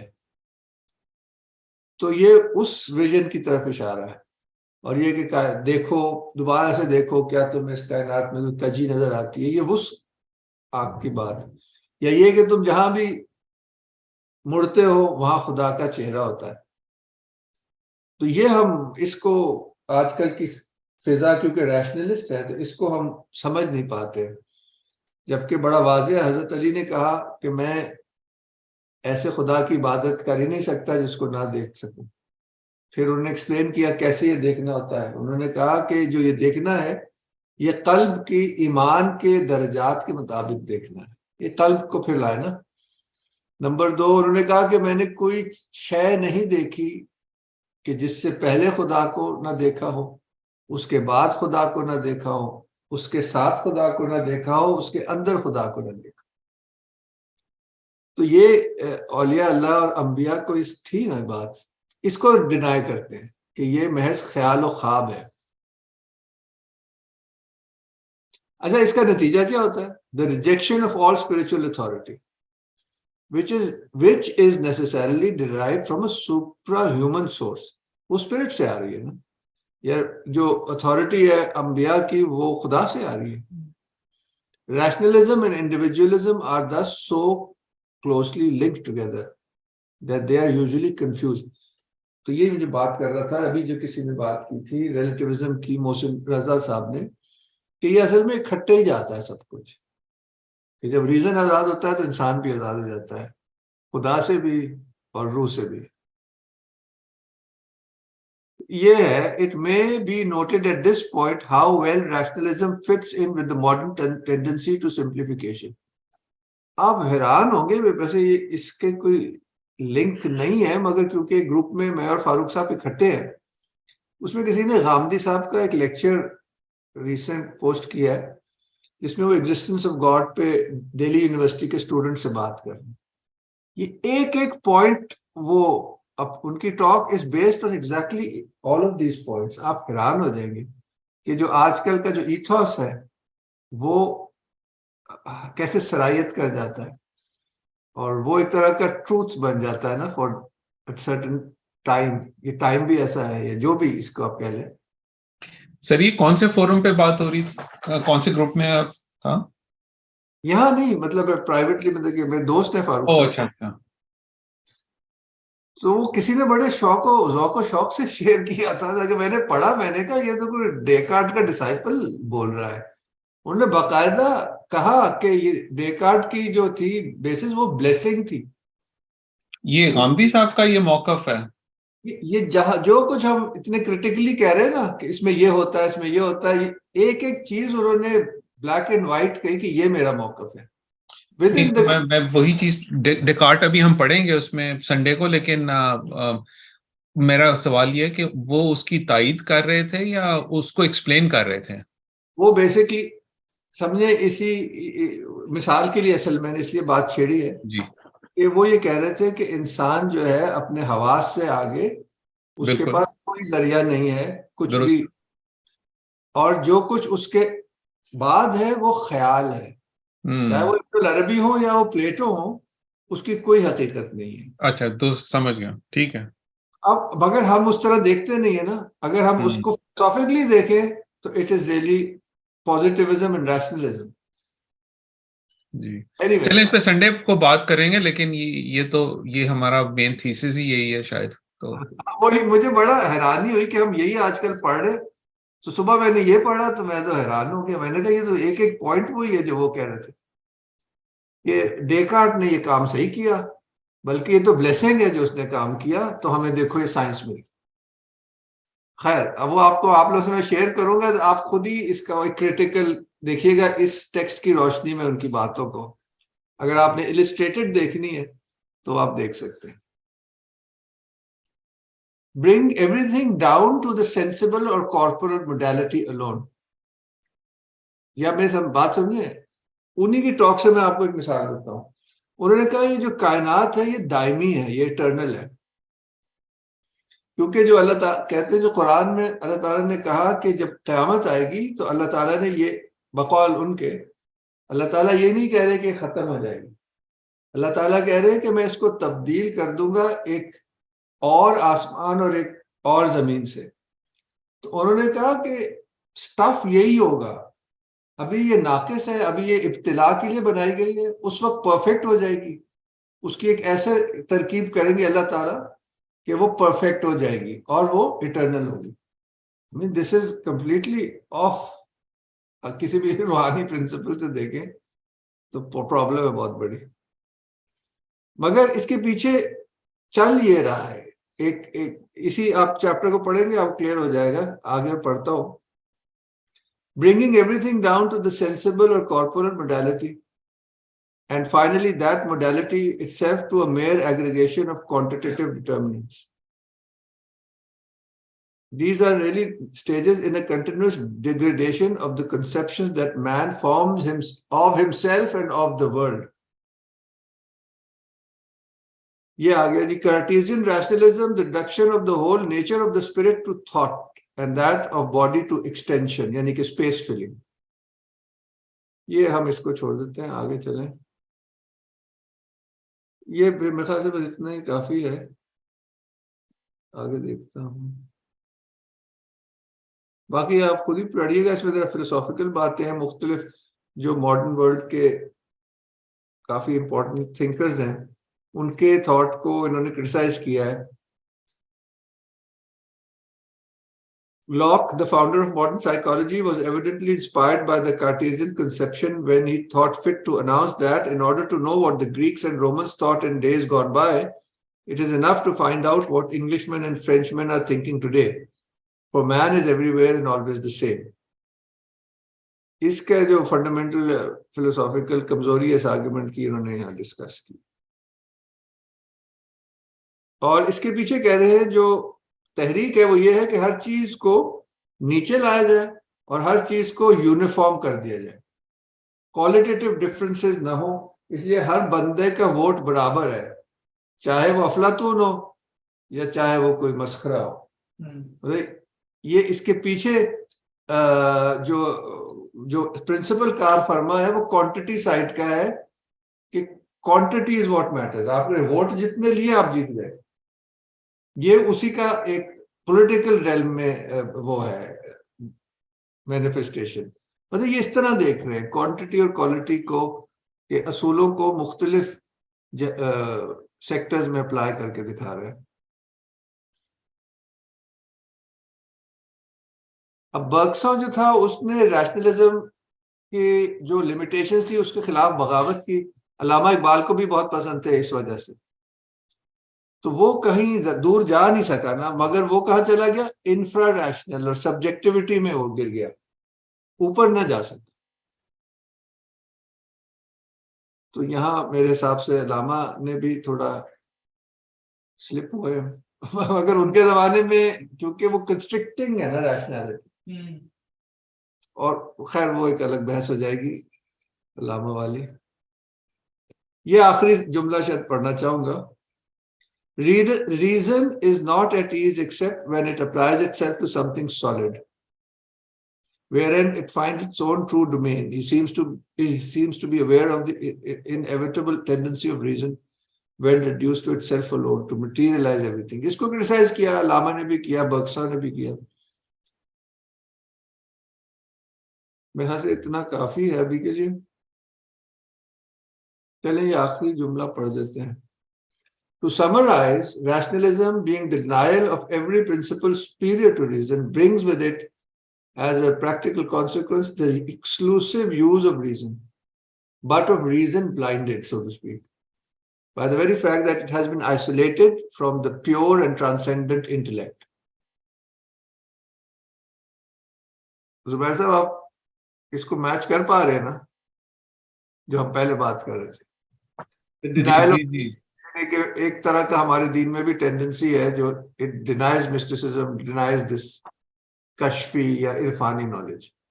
तो बेसिक इसलिए मैं आपकी क्लास में भी कहा करता था, मगर मेरे ख्याल से आज क्लियर हो जाएगा कि this is another side of modernity. हम कहते थे जो फंडामेंटलिज्म है या जो एक्सटीरियर पे सारा फोकस हो रहा है, तो वो बेसिकली स्पिरिट की डिनाइल है रिलीजन की फील्ड में. रूहानियत स्पिरिट है. As soon as it has lost all effective communication with the supra-individual intellect, reason cannot but tend more and more toward the lowest level, toward the inferior pole of existence, plunging ever more deeply into materiality. As this tendency grows, it gradually loses hold of the very idea of truth and arrives at the point of seeking no goal other than that of making things as easy as possible. And in this, it finds an immediate satisfaction in the direction of simplification, uniformization of all things. It submits all the more readily and speedily to this tendency because the results of this submission conform to its desires, and its ever more rapid descent cannot fail to lead at last to what has been called the reign of quantity. आप इजाजत दे तो मैं वो जो सबसे पहले slide show दिखाया था उसकी यही कार्टेशियन बाइफरकेशन वाली स्लाइड पे खत्म करता हूँ। जी फारूक साहब, मोहसिन रजा साहब, आपने ये देखा था कि नहीं पता नहीं? जी, से गो थ्रू तो मैं हुआ था, लेकिन वो अब जाके बेहतर समझ आने लगी है अभी इन डिस्कशंस के बाद। प्रेजेंटेशन की बात कर रहा हूँ। जी जी, ये जो सबसे पहली आपकी प्रेजेंटेशन थी इसका कह रहे हैं ना? जी जी, इसका छोटा सा हिस्सा है ये, मैं ये आखिरी स्लाइड ही दिखानी है, ये आपको सब याद होगा। इसको हम स्किप कर देते हैं। ये हम दिखाना चाह रहे थे मॉडर्निटी और ट्रेडिशन। ये बेसिकली जो गैनो कह रहे हैं उसी अब आप इसको और रोशनी में शायद देखेंगे कि वो स्पिरिट का डिनाइल है तो दुनिया से फिजिकल रह जाती है ना, और इंसान जो है उसमें से भी स्पिरिट निकाल दें तो उसकी सोल और माइंड और बॉडी रह जाती है। ये आहिस्ता आहिस्ता 200-300 साल लगे यहाँ तक पहुंचने के लिए रेनेसांस के बाद। अब ये आखिरी स्लाइड है। तो ये डेकार्ट ने फिर क्या नतीजा निकाला कि इंसान जो है वो जिस्म और नफ्स है, दुनिया जो है वो क्वांटिटीज और क्वालिटीज है। तो जो सोल है उसका जो हाईएस्ट 2 लेवल रीजन है, बाकी जो इमोशनल साइड है वो उससे नीचे है।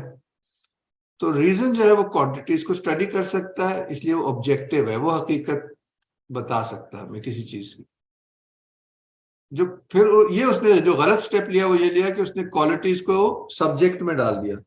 अभी ब्रेक में हम लोग की बात हो रही थी कि अब जो ये सब कुछ है ये रिलेटिव हो गया ना, सब्जेक्टिव हो गया। कोई जैसे ब्यूटी भी कोई आप ये नहीं कह सकते उसका कोई क्राइटेरिया नहीं रहा कि beauty lies in the I of the beholder, आपको ये अच्छा लगता है मुझे ये अच्छा लगता है। वो ऑब्जेक्टिव नहीं हुई, सब्जेक्टिव हो गई, इसलिए आर्ट भी सब्जेक्टिव हो गया।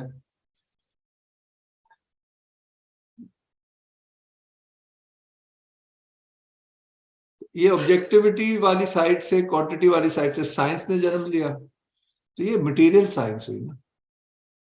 और इस साइड पे उन्होंने आर्ट को डाल दिया, मॉडर्न आर्ट को, कि an expression of the individual and subject.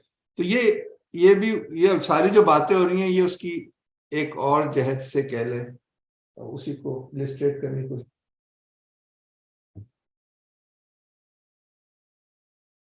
चलिए, मेरे ख्याल है आज हमने किसी तरह कवर कर ही लिया है।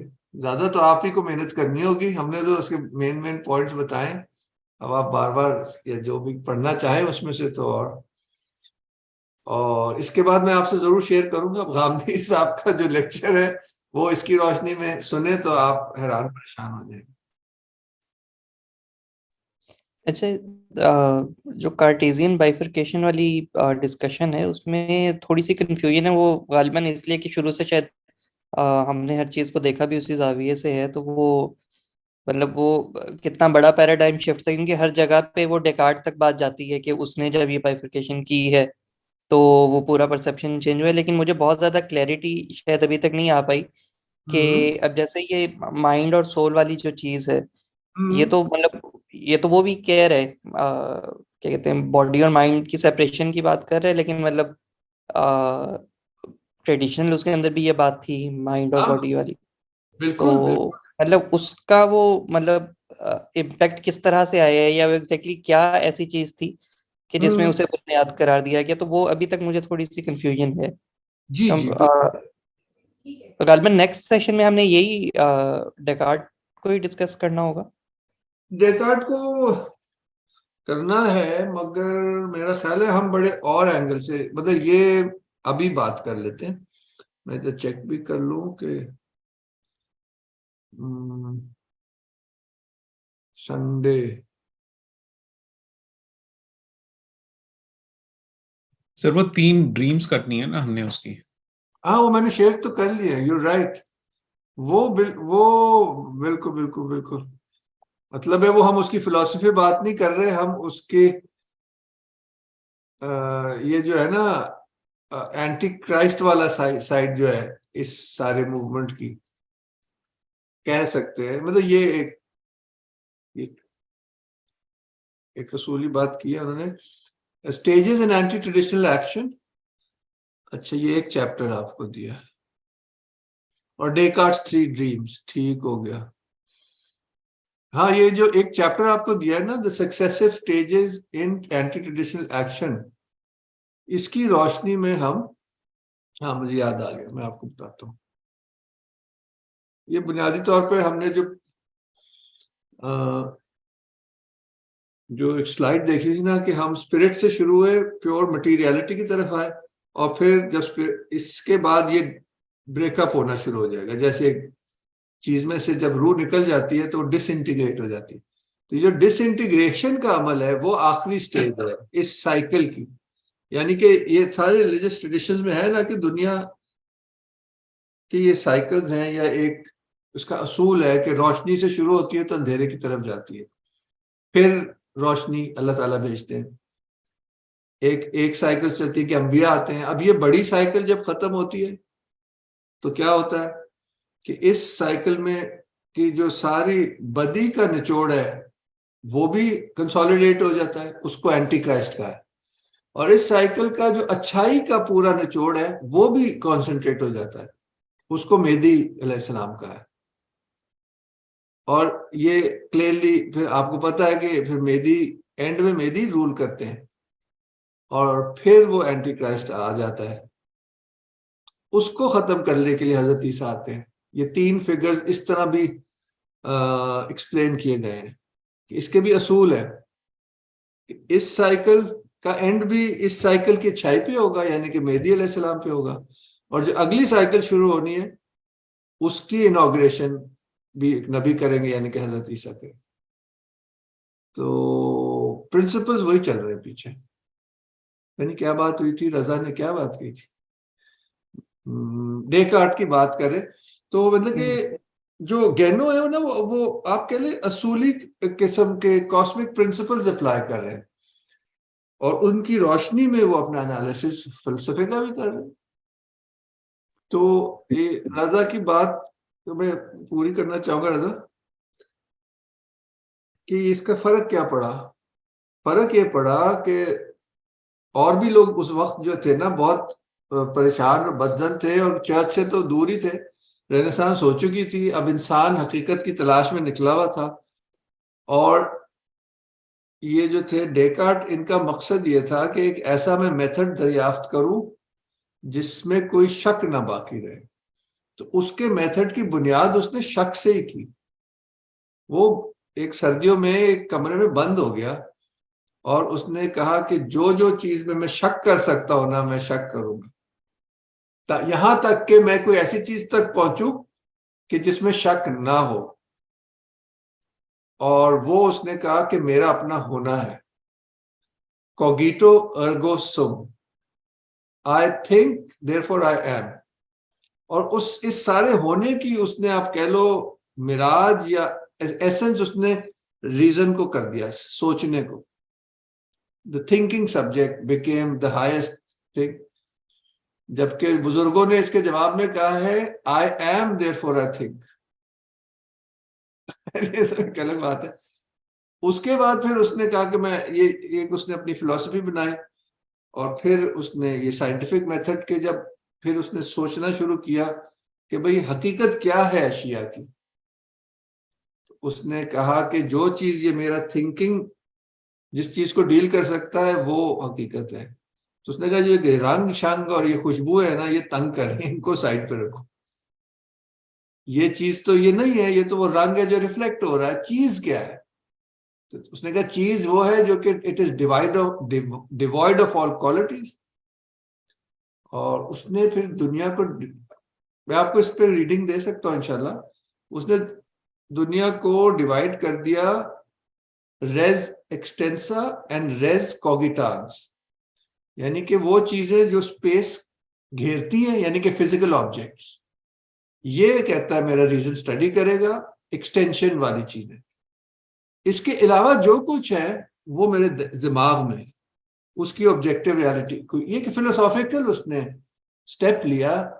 ये स्टेप ना लेता तो साइंस तरक्की इस तरह कर नहीं सकती। प्योरली मटेरियलिस्ट साइंस की ये बुनियाद मानी गई बात। सही सही सही। इसमें मैं एक पॉइंट कहना चाहूंगा। हेलो जी हेलो, मेरी आवाज आ रही? हेलो जी जी सर, आ रही। जी, मैं बस एक छोटा सा पॉइंट, यही डेकार्ट ने जो उसकी डायकोटमी, असल में अगर आप गौर से देखें तो मैं चूंकि थोड़ा लेट ज्वाइन किया है, मैं पहले पूछ लेता हूं कि जो क्वालिटी क्वांटिटी वाला चैप्टर था वो हो गया है कवर या कवर नहीं हुआ अभी तक? आज शायद होना था कवर, क्वालिटी एंड क्वांटिटी। आज बेसिकली वही हुआ है, इन्होंने पढ़ा भी है कुछ। तो उसमें मेरे ख्याल उस चैप्टर के अंदर आप लोगों ने ये देखा होगा कि गनो ने बेसिकली ये कहा है कि एक तो ये कि अगर हम कॉर्पोरियल मैनिफेस्टेशन के कॉन्टेक्स्ट में बात करें तो दो कॉम्प्लीमेंट्री प्रिंसिपल्स जो हैं वो बेसिकली ऑपरेट कर रहे होते हैं, और इस कॉर्पोरियल मैनिफेस्टेशन में जो चीज़ मैनिफेस्ट होती है, जो भी शय होती है, उसमें इन दोनों प्रिंसिपल्स की छाप नजर आती है। जो असेंशियल है पोल या प्रिंसिपल, उसकी छाप क्वालिटीज हैं, और जो सब्सटेंशियल पोल या प्रिंसिपल है उसकी छाप क्वांटिटीज है। जो ट्रेस कह लें, trace of the essential principle is the qualities and trace of the substantial principle is the quantities in that in anything which appears in the corporeal manifestation. अब Descartes, अब इसको हम रिलेट करेंगे उस चीज से कि जब रीजन इंटेलेक्ट से कट ऑफ हो जाता है तो फिर वो ऑपोजिट्स को रिकंसाइल नहीं कर पाता। ये गालिबन शायद पहले भी हमने बात डिस्कस की थी, लेकिन इससे चूंकि रेलेवेंट है इसलिए मैं दोबारा डिस्कस कर रहा हूँ। अब डेकार्ट का जो जहन था, उसका जो वो रीजन की फैकल्टी यूज कर रहा था which was cut off from intellect, वो ये रिकंसाइल नहीं कर पा रहा था कि एक ही शय में, एक ही हस्ती के अंदर दो अपेरेंटली अपोजिंग प्रिंसिपल्स का ट्रेस कैसे आ सकता है। मतलब ये कैसे मुमकिन है कि एक ही शय में क्वालिटेटिव एस्पेक्ट भी हो और क्वांटिटेटिव भी हो। अब ये दो ये ऑपोजिट्स हैं दूसरे के, तो उसका रीजन ये रिकंसाइल नहीं कर पा रहा था कि ये जो दो प्रिंसिपल्स हैं एसेंशियल एंड सब्सटेंशियल, इन दोनों के, और ये उसकी नजर में ये अपोजिंग प्रिंसिपल्स हैं, ये अब कॉम्प्लीमेंट्री नहीं है, दे आर अपोजिंग, क्योंकि वो इंटेलेक्ट का सहारा तो नहीं ले रहा, उसका जो रीजन है it is not being guided by intellect. तो ये अपोजिंग प्रिंसिपल्स हैं, तो इन दो अपोजिंग प्रिंसिपल्स का ट्रेस एक ही शय के अंदर कैसे आ सकता है? वो इन अपेरेंटली अपोजिंग जो नेचर की जो चीजें थी, क्वालिटी और क्वांटिटी, रीजन वो रिकंसाइल नहीं कर पा रहा था। एक ही शय में अगर होंगी तो इसको कहेंगे यूनिटी ऑफ द ऑपोजिट्स। वो यूनिटी ऑफ द ऑपोजिट्स जो है वो उसका माइंड नहीं मान रहा था, तो उसने कहा कंपार्टमेंटलाइज कर दो। एक दुनिया में एक सब्सटेंस है विच इज प्योर, उसको आप कह लें वो प्योर क्वालिटी है, और एक है वो प्योर क्वांटिटी। इसको आप इस तरह लेने कि उसने दो complement, traditional point of view से दो कॉम्प्लीमेंट्री प्रिंसिपल्स को बेसिकली दो एब्सोल्युटली ऑपोजिट प्रिंसिपल्स बनाते हैं, कि जो क्वालिटीज हैं उन वो प्रोसीड हो रही हैं from pure quality, pure essential principle, और जो क्वांटिटी है वो प्योर सब्सटेंशियल। कहने का मतलब ये कि वो एसेंशियल प्रिंसिपल और सब्सटेंशियल प्रिंसिपल को मैनिफेस्टेड रियल में ले आया, जबकि वो खुद मैनिफेस्ट नहीं होते, उनके थ्रू मैनिफेस्टेशन होती है। मैनिफेस्टेड रियल में उनके कॉम्बिनेशन से एक चीज वजूद में आती है। वो इन प्रिंसिपल्स को मैनिफेस्टेड रियल में ले आया कि जो जहन है that is purely essential principle, और जो बाहर जो एक्सटेंशन है वो इट्स प्योरली सब्सटेंशियल प्रिंसिपल। ये बेसिकली फ्लॉ था, और ये वही वजह थी कि वो ऑपोजिट्स को रिकंसाइल रीजन नहीं कर पा रहा। बस मेरा ये कमेंट था। बड़ा ही खूबसूरत कमेंट्री जी। डॉक्टर साहब एक मैं बात बता दूं, चूंकि ये मैं इस तकलीफ से गुजर चुका हुआ हूं, तो बाकी क्लास चूंकि इस वक्त मेरा ख्याल है मुझे, मेरा गुमान है, गुमाने गालिब है कि लोग इस वक्त कुछ दंग हुए हुए होंगे कुछ टर्म से, मसलन कॉर्पोरियल वाला हमने अभी डिस्कस नहीं किया डॉक्टर साहब, तो आपको थोड़ा सा डम डाउन करना पड़ेगा अपने इस नैरेटिव को, क्योंकि हमने बड़ी इससे गुजरे हुए हैं। और मेरे कुछ कमेंट्स हैं जो मैं एंड में क्लास से शेयर करूंगा, just to put them at ease, क्योंकि मैं एक अच्छा, मेरे ख्याल में वो गिनी पिग हूँ जो ना इधर है ना उधर है, तो मैं शायद क्लास कुछ परेशान हो सकता है कुछ सवालात हो तो मैं कुछ उनको बता सकता हूँ कि इसमें कुछ परेशान होने की जरूरत नहीं है। लेकिन मैं वैसे ये बता रहा था डॉक्टर साहब कि कुछ चीजें इसमें जो आपने जिक्र की हैं मुझे अब समझ आती हैं, लेकिन इसकी प्रॉपर प्रेप अभी इन्होंने की नहीं है। कुछ लोगों ने पढ़ा होगा अपनी रीडिंग्स में, लेकिन हमने इस रीडिंग में अभी तक ये कॉर्पोरियल मैनिफेस्टेशंस ये बड़े इंपॉर्टेंट कॉन्सेप्ट हैं, तो ये शायद इन्होंने अभी उस तरह से उनके जहन में मुस्तहज़र ना हो। बस मैं ये कहना चाहता था और कोई कमेंट नहीं। कॉर्पोरियल मैनिफेस्टेशन वो आलम मादी है ना, ये आलम जो हमारी 5 सेंसेस के एक्सेस में है, ये कॉर्पोरियल मैनिफेस्टेशन से ये मुराद है। और मैनिफेस्टेड रियल्म से मुराद बेसिकली यही है, मतलब जो चीज जाहिर हो गई इस आलम में, जो चीज जाहिर हो गई, इसका मतलब है कि वो इस काबिल है कि हमारी 5 सेंसेस के थ्रू वो एक्सेस हो सके। मतलब आसान अल्फाज पे जो मैनिफेस्टेड रियल्म की जो शय है, that can be access through our 5 senses, any of our 5 senses. तो बेसिकली कॉर्पोरियल मैनिफेस्टेशन से मुराद ये आलम मादी है जिसके अंदर इस वक्त हम मौजूद हैं और जो हमारी 5 सेंसेस के एक्सेस में, इसको इस तरह कर ले। ये जो हमारी टर्मिनोलॉजी में इसको कहते हैं ना इब्न सीना वगैरह के आलम अल अजसाम, ये उसकी ट्रांसलेशन है। कॉर्पोरियल का मतलब जो जिस्म रखता हो। हाँ, तो जुबैर साहब आप जरूर आप पे एंड करते हैं, और या पहले किसी का कोई सवाल हो मजीद तो निदा आप इस सारे जो भी क्लास हुई है इस पे कुछ कमेंट करें। मैं सारों से पहले एक कमेंट ले लूं, आखिरी कमेंट जुबैर साहब से ले लेंगे। जी सर, मेरा थोड़ा आधा मेरा सर के ऊपर से गुजरा है और आधा समझ आई है, तो आई थिंक अभी मेन कॉन्सेप्ट मुझे समझ आ गए हैं, लेकिन आगे दोबारा से मेरे ख्याल है पढ़ना पड़ेगा, लेक्चर सुनना पड़ेगा ताकि क्लैरिटी आ जाए, कि वो पहली बार सुन रही चीज़ें। डेकार्ट की फिलॉसफी से मैं ज़्यादा वाकिफ़ हूँ, क्योंकि मैंने फिलॉसफी क्लास ली थी तो उसमें मेडिटेशंस पढ़ी और ड्रीम्स वाला ये सारा मैंने पढ़ा हुआ है, लेकिन इस एंगल से पढ़ना ये मुझे इंटरेस्टिंग लग रहा है, ये बिल्कुल अपोजिट चल रहा है। ठीक है, थैंक यू वेरी मच। जी फारूक साहब। अच्छा, ये फिर बड़ा अच्छा रहा आज का लेक्चर। जुबैर अपना अब्बास साहब ने बड़ी अच्छी जो बात की, उससे बहुत सारे लिंक्स और भी खुलना शुरू हो जाते हैं।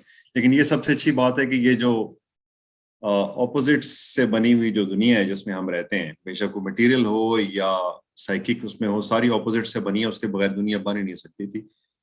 तो इसको रिकंसाइल करना खाली रीजन के जरिए इट्स नॉट पॉसिबल। जिस तरह वो कह रहे थे कि उसके पास रीजन मतलब और ये बेसिकली डिवाइन नॉलेज या उस स्टार्टिंग पॉइंट से जब आप चलते हैं तो फिर तो ये चीज हो सकती है कि यूनिटी और मल्टीप्लिसिटी अगेन दो ऑपोजिट्स हैं। यूनिटी एक साइड पे है जिसकी हम पूरी बात कर रहे हैं, क्वालिटी एक साइड पे है, क्वांटिटी दूसरी साइड पे है। तो उसको रिकंसाइल करना बगैर डिवाइन रेवलेशन के या हेल्प के या उस स्टार्टिंग पॉइंट के पॉसिबल नहीं है। और ये बड़ी अच्छी इन्होंने बात की। और आज हम एक तरह से कहें तो सारा लेक्चर इसी के बारे में था कि जो पूरी मूवमेंट है ऊपर से नीचे तक एक यूनिटी को एज्यूम करके उससे चलने की, और उसके बाद जो यूनिटी ने ही मल्टीप्लिसिटी क्रिएट की दुनिया के अंदर, अब उसके अंदर आपने यूनिटी को डिनाई कर दिया और प्योरली मल्टीप्लिसिटी रह गई उसके अंदर, और जहां से वो निकली थी उसको आपने कट ऑफ कर दिया। अब आप बीच में दौड़े भागे फिर रहे हैं।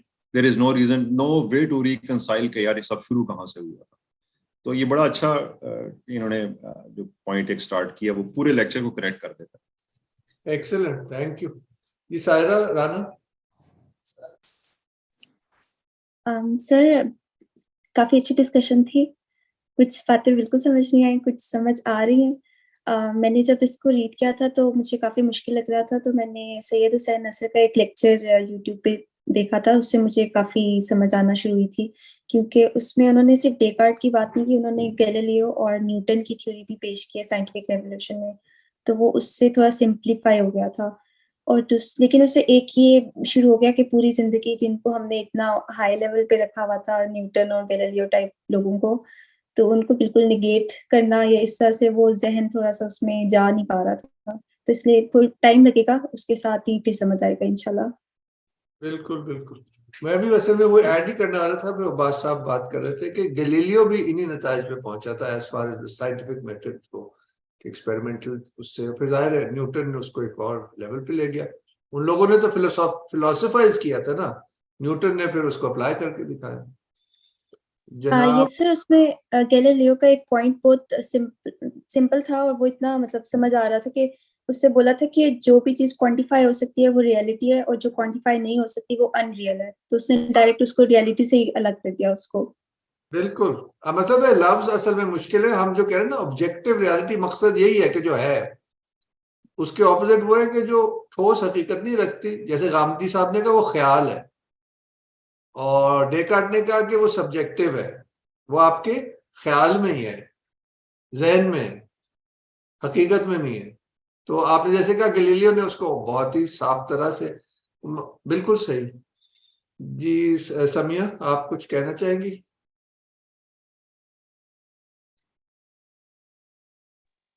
सर काफी क्लियर हो गया, बल्कि पीछे की भी कोई चीजें काफी समझ आई हैं, स्पेशली जब आपने वो जो इंट्रोडक्शन की स्लाइड की थी तो उस वक्त इतना नहीं पता चल रहा था, लेकिन आज उससे काफी कनेक्टिविटी हुई है, तो क्लियर हुई हैं चीजें। जी रजा, आप कमेंट कर सकते हैं। जी काफ़ी सारी चीज़ें क्लियर हो गई आपने जो एक्सप्लेनेशन दी, जो अब्बास साहब ने दी है। क्या कहते हैं, मुझे काफ़ी हद तक वो प्रीवियस डिस्कशन के साथ भी वो इस मायने में रिलेट कर पा रहा था कि वो हमने पिछले एक सेशन में भी बात की थी कि डेकार्ट का और मॉडर्निस्ट जो पर्सपेक्टिव था, मतलब वो इवन दो वो क्वांटिटी और क्वालिटी दोनों की बात कर रहे हैं, लेकिन बहुत रिडक्टिव सेंस के अंदर बात कर रहे हैं। तो क्वांटिटी को एक मेजर फैक्टर बना के पेश कर रहे हैं कि वो तस्करा दोनों का आता है, लेकिन वो हर चीज़ वो मतलब जिसका नतीजा फिर मॉडर्न साइंस निकलता है कि वो हर चीज़ अपने अज्जा के अंदर जो है वो मखसूस होकर रह जाती है, जबकि जो ट्रेडिशनल अप्रोच है उन्हीं चीज़ों की वो बहुत होलिस्टिक है। हमने वो पिछले एक सेशन में वो हेल्थ साइंसेज की भी बात की थी कि जो ट्रेडिशनल हेल्थ साइंसेज थी वो बहुत ज़्यादा होलिस्टिक अप्रोच के साथ चल रही होती थी। तो वही जब मॉडर्न टाइम्स के अंदर वही चीज़ शिफ्ट होके आई तो वो अज्जा तक महदूद रह गई कि आप मतलब डॉक्टर्स की भी स्पेशलाइजेशन जो है वो अज्जा क्या कहते हैं आज़ा तक महदूद हो जाती हैं। तो वो खैर मैं उस सेंस में रिलेट कर पा रहा था, तो मेरे लिए काफ़ी ज़्यादा क्लैरिटी जो है वो थी। आपकी तो बात से, थैंक यू सो मच। जी आपकी बात से मुझे भी रीइंफोर्स हुआ, बहुत अच्छी आपने ये मिसालें दी, थैंक यू। कौन रह गया जनाब? मोहम्मद अहमद। जी तैमूर साहब, मेरा सिर्फ एक पॉइंट है और वो एक सवाल है, बाकी तो वो सारों की तरह से ही कि कुछ समझ आया कुछ नहीं आया, उस लगे मैं कोशिश में कि इंशाल्लाह समझ आ जाएगा eight the end of the day. वो सवाल ये कि जिस चीज को हम कह रहे हैं कि ट्रांसेंडेंट इंटेलेक्ट है, तो उसके पीछे भी तो एक रैशनैलिटी है जो कि आपको आपका टीचर दिखा सकता है। क्या हमें ये इस्लामिक ट्रेडिशन में नहीं मिलता?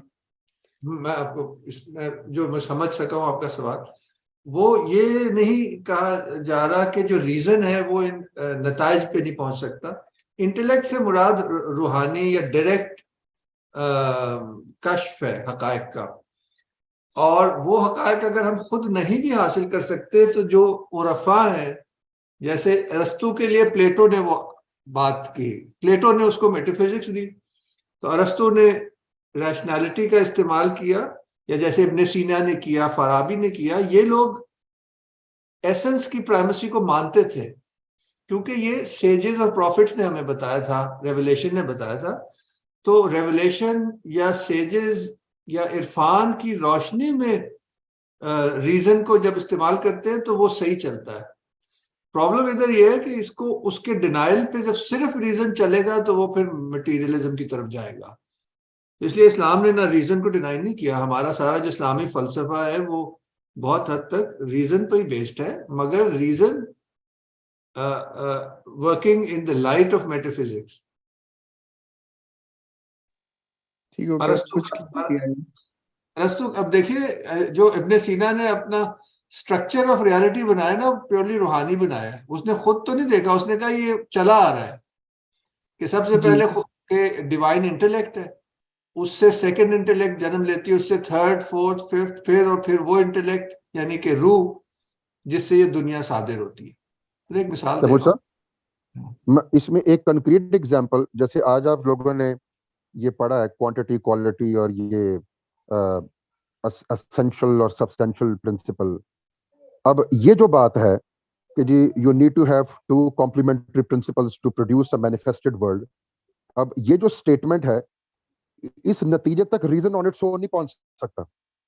ये एंशिएंट विजडम है और ये इंटेलेक्चुअल इंटेलेक्शन के थ्रू जो सेजेस हैं उनसे सीना बसीना चला आ रहा है। ये जो हम बात करते हैं two complementary principles, active passive principle या मैस्कुलिन फेमिनिन प्रिंसिपल या एसेंशियल सब्सटेंशियल पोल, और उनके थ्रू फिर एक पूरा मैनिफेस्टेड रियल्म प्रोड्यूस होता है, ये बात ये रीजन के थ्रू इन्फर नहीं हो सकती। ये स्टेटमेंट जो है, ये अगर कोई सेज हमें ना बताता तो सिर्फ रीजन के थ्रू आप इस नतीजे तक नहीं पहुंच सकते थे with absolute certainty. It would have been one of the possibility, reason सिर्फ ये कह सकता है it's one of the possibilities but it may be true, it may not be true, लेकिन वो एब्सोल्यूट सर्टेनिटी के साथ एक जो वदियत हुई है, जो मानी उतरे हैं, वो आपकी वो इंटेलेक्ट के थ्रू ये चीजें पता चली हैं पुराने सेजेस को बेसिकली, या रेवलेशन के थ्रू आपको पता चलता है। तो ये कंक्रीट एग्जांपल है ऐसी चीज की जो सिर्फ रीजन के थ्रू इन्फर नहीं हो सकती। इसके लिए आपको बेसिकली ये उतरते हैं चीजें। इसमें दो ऐड करना चाहूंगा क्लैरिटी के लिए, आपने इशारा वैसे कर दिया है कि ये इन उलूम के जब पीछे जाते हैं तो पता चलता है कि अंबिया है इसके पीछे, यानी कि रेवलेशन से अल्लाह ताला ने हमें बताया कायनात का क्या स्ट्रक्चर है। और इसलिए मैं वो आयत भी लाया था कि अगर कुरान की कॉस्मोलॉजी देखें तो बिल्कुल इस पे फिट बैठती है, और यही कॉस्मोलॉजी जो है ये मिथ्स में भी एग्जैक्टली यही चल रही है हमेशा से, थ्रू सिंबल्स। और फिर जो औलिया हैं या अंबिया हैं, उनको वो जैसे इन्होंने कहा उन पे आमद या रेवलेशन या कश्फ से भी, ये सारे उलूम अल्टीमेटली कश्फ और वही से जाके जुड़ते हैं। ये भी बड़ा जबरदस्त पॉइंट है, और ये हम लोग इतना, क्योंकि हम लोग भी इसी दौर के हैं, हम उस तरह कई दफा ये पॉइंट मिस कर देते हैं। बड़ा उम्दा पॉइंट है और इस पे गौर करना चाहिए। जी मोहम्मद अहमद, शुक्रिया आपका, काफी बेहतरी आई है समझ में। क्योंकि ये सारे जो है ना कॉस्मोलॉजिकल उलूम, इनकी आप पीछे जाएं तो चाहे वो ग्रीक्स के पास आए इजिप्शियन से, इजिप्शियंस ने कहा ये हमारे उस नबी पे उतरे थे या वो गॉड लाया था, और इस्लामिक ट्रेडिशन ने उसको कैसे लिया कि ये हजरत इदरीस से आ रहे हैं सारे लोग जो कि अल्लाह के नबी थे। तो एनीवे, आखिरी में कौन रह गया? कौसर साहब, आप कुछ कहना चाहेंगे तो, वरना फिर मैं जुबैर साहब की तरफ बढ़ूं। अरे यहाँ भी तो 2000 जी सर। मेरा तो बेसिकली हमने अपने कमेंट कर लिए, तो मतलब ये साइंस के ऊपर मेरे ख्याल से आज का सेशन है क्रिटिक तक साइंस एक्चुअली है क्या, काम किस तरह से करती है, और उसके ये इसमें नुक्स क्या है कि वो क्वांटिटी के ऊपर फोकस किए और क्या मिस कर रहा है। एक्सीलेंट। ये आती अच्छा सेशन था, जो चीजें पढ़ी हुई थी वो काफी हद तक क्लियर हुई हैं, और जो चीजें नहीं पढ़ी हुई थी उनके बारे में एक प्रिलिमिनरी समझने की एक इशारे वगैरह डायरेक्शन मिली। आप जब उसमें डेफिनेटली घर चला के दोबारा पढ़ेंगे और सोचेंगे तो वो चीजें उम्मीद है कि आप जरा जल्दी और आसानी से क्लियर। एक फ्रेमवर्क है तो इसमें इतना ही हमने किया, तो पढ़ना तो आपने खुद है। जी जुबैर साहब, कंक्लूडिंग रिमार्क्स। ओहो अच्छा, मैं वो 2-3 चीजें मेरे ज़हन में थी। पहली चीज तो ये थी कि मेरे ख्याल में अब हम उस शुरू हो गया हमारा सफर जहाँ पे हमारा जहन जो है शायद वो इसको चैलेंज करता रहेगा, और उसकी वजह हमने आज देखी है कि डेकार्ट से ने जिस तरह से हमारी तरबियत की थी, जिसकी मिसाल आप गांधी साहब वाले उसमें भी दिखाएंगे, तो ये नतीजा इस वजह से है, जाहिर है कि हमारी जिस तरह से परवरिश हुई है, जिस तरह से हमने सीखा है चीजों को, तो वो जो चीज आहिस्ता आहिस्ता पैराडाइम शिफ्ट जो है, हमारे जहन किस तरह से सोचता है, वो आहिस्ता आहिस्ता चेंज होना शुरू होगा। मैं सिर्फ अपनी पर्सनल मिसाल आपको देना चाह रहा था कि जब मेरे सामने ये चीजें आई थी तो मैंने शदीद मुखालफत इसकी की ज़हनन और लफ्जी तौर पे डॉक्टर साहब से, और क्योंकि ये बहुत एक चीज ऐसी है जो कि जहन कबूल नहीं करता, क्योंकि जो आपने सीखी भी होती है वो एकदम से आप कहते हैं ये तो जाहिर है, ये तो नॉर्मल है चीज, इसमें कोई नॉर्मल नहीं है। और ये हम सीखेंगे कि इसका जो ये नॉर्मलाइज होने का जो सफर है ये कुछ सदियों पुराना है। तो फिर सवाल ये पैदा होता है कि जो कि अभी की बहस नहीं है, ये पूरा साल है सोचने के लिए कि ये अगर ये नहीं है तो वो जो दूसरी चीज है उसकी उसकी सदाकत पे किस तरह से यकीन लाया जाए। ये बहुत बड़ा सवाल है जिसकी तरफ आपने इशारा किया कि अच्छा ट्रेडिशंस में ये चीज होती रही थी, तो फिर सवाल ये है कि अच्छा हवासों से अगर सिक्स सेंसेस से हमें नहीं ये चीज पता चलती तो उसका क्या प्रूफ है। कहना तो बड़ा आसान है ना कि सेजेस ने ये बताया, नबियों ने बताया, लेकिन उसको फिर ये भी देखते हैं कि जो नबियों ने बताया खासतौर पे इस्लाम में, उसी की इंटरप्रिटेशन गामती साहब ने कुछ और की, किसी और सूफी ने कुछ और की। तो हमारे लिए तो ये फिर अब डिसीजन पॉइंट है ना, हम किसको यकीन करें। तो रीजन को लेके आएंगे तो फिर वहां पे गाड़ी फंस जाती है एक पॉइंट के बाद। तो ये मैं इस पर छेड़ना नहीं चाहता, ये तो हर एक का अपना इंडिविजुअल सफर है और इस पे आपको गुजरना है। मैं तो बस ये पॉइंट एक तो लेके आना चाह रहा था कि ये वाली बात ये बड़ी इंपॉर्टेंट है। दूसरी चीज ये है कि हमने रेने गनो को जो पढ़ रहे हैं ये इंतहाई मुश्किल रीडिंग है। सबसे पहली बात मेरे जैसे बंदे के लिए जिसने शुरू किया, मेरे लिए तो बहुत ही मुश्किल रीडिंग थी। हमारे पास एक रेजिडेंट एक्सपर्ट है यहाँ पर, डॉक्टर साहब, ठीक है, डॉक्टर अब्बास यहाँ पे, ही इज स्पेशलिस्ट। लेकिन मेरे जैसे बंदे के लिए मैंने जब पढ़ा मेरे सर के ऊपर से गुजरा, मैंने दूसरी दफा पढ़ा मेरे सर के और ऊपर से गुजरा। फिर मैंने खास टॉपिक को जब रिसर्च कर रहा था, मैंने उसके जब लेंस से उसको देखना शुरू किया तो भी मुझे बड़ी मुश्किल हुई। उसकी वजह यही है जो आपने तैमूर साहब जिक्र किया है मेरे ख्याल में कि रेने ने काफी चीजें लिखी। तो मैंने फिर ये किया, मैंने डॉक्टर साहब से पूछा अच्छा कौन सी किताबें पढ़ी, उन्होंने कहा ये टॉपिक है ये देख लो, ये टॉपिक है ये देख लो। अच्छा उसमें मुश्किल ये आई थी कि मैंने वो सारी इकट्ठी कर ली, लेकिन ये जो स्पेशल बुक हम पढ़ रहे हैं रेन ऑफ क्वांटिटी, ये उनका सबसे आखिरी दौर की है।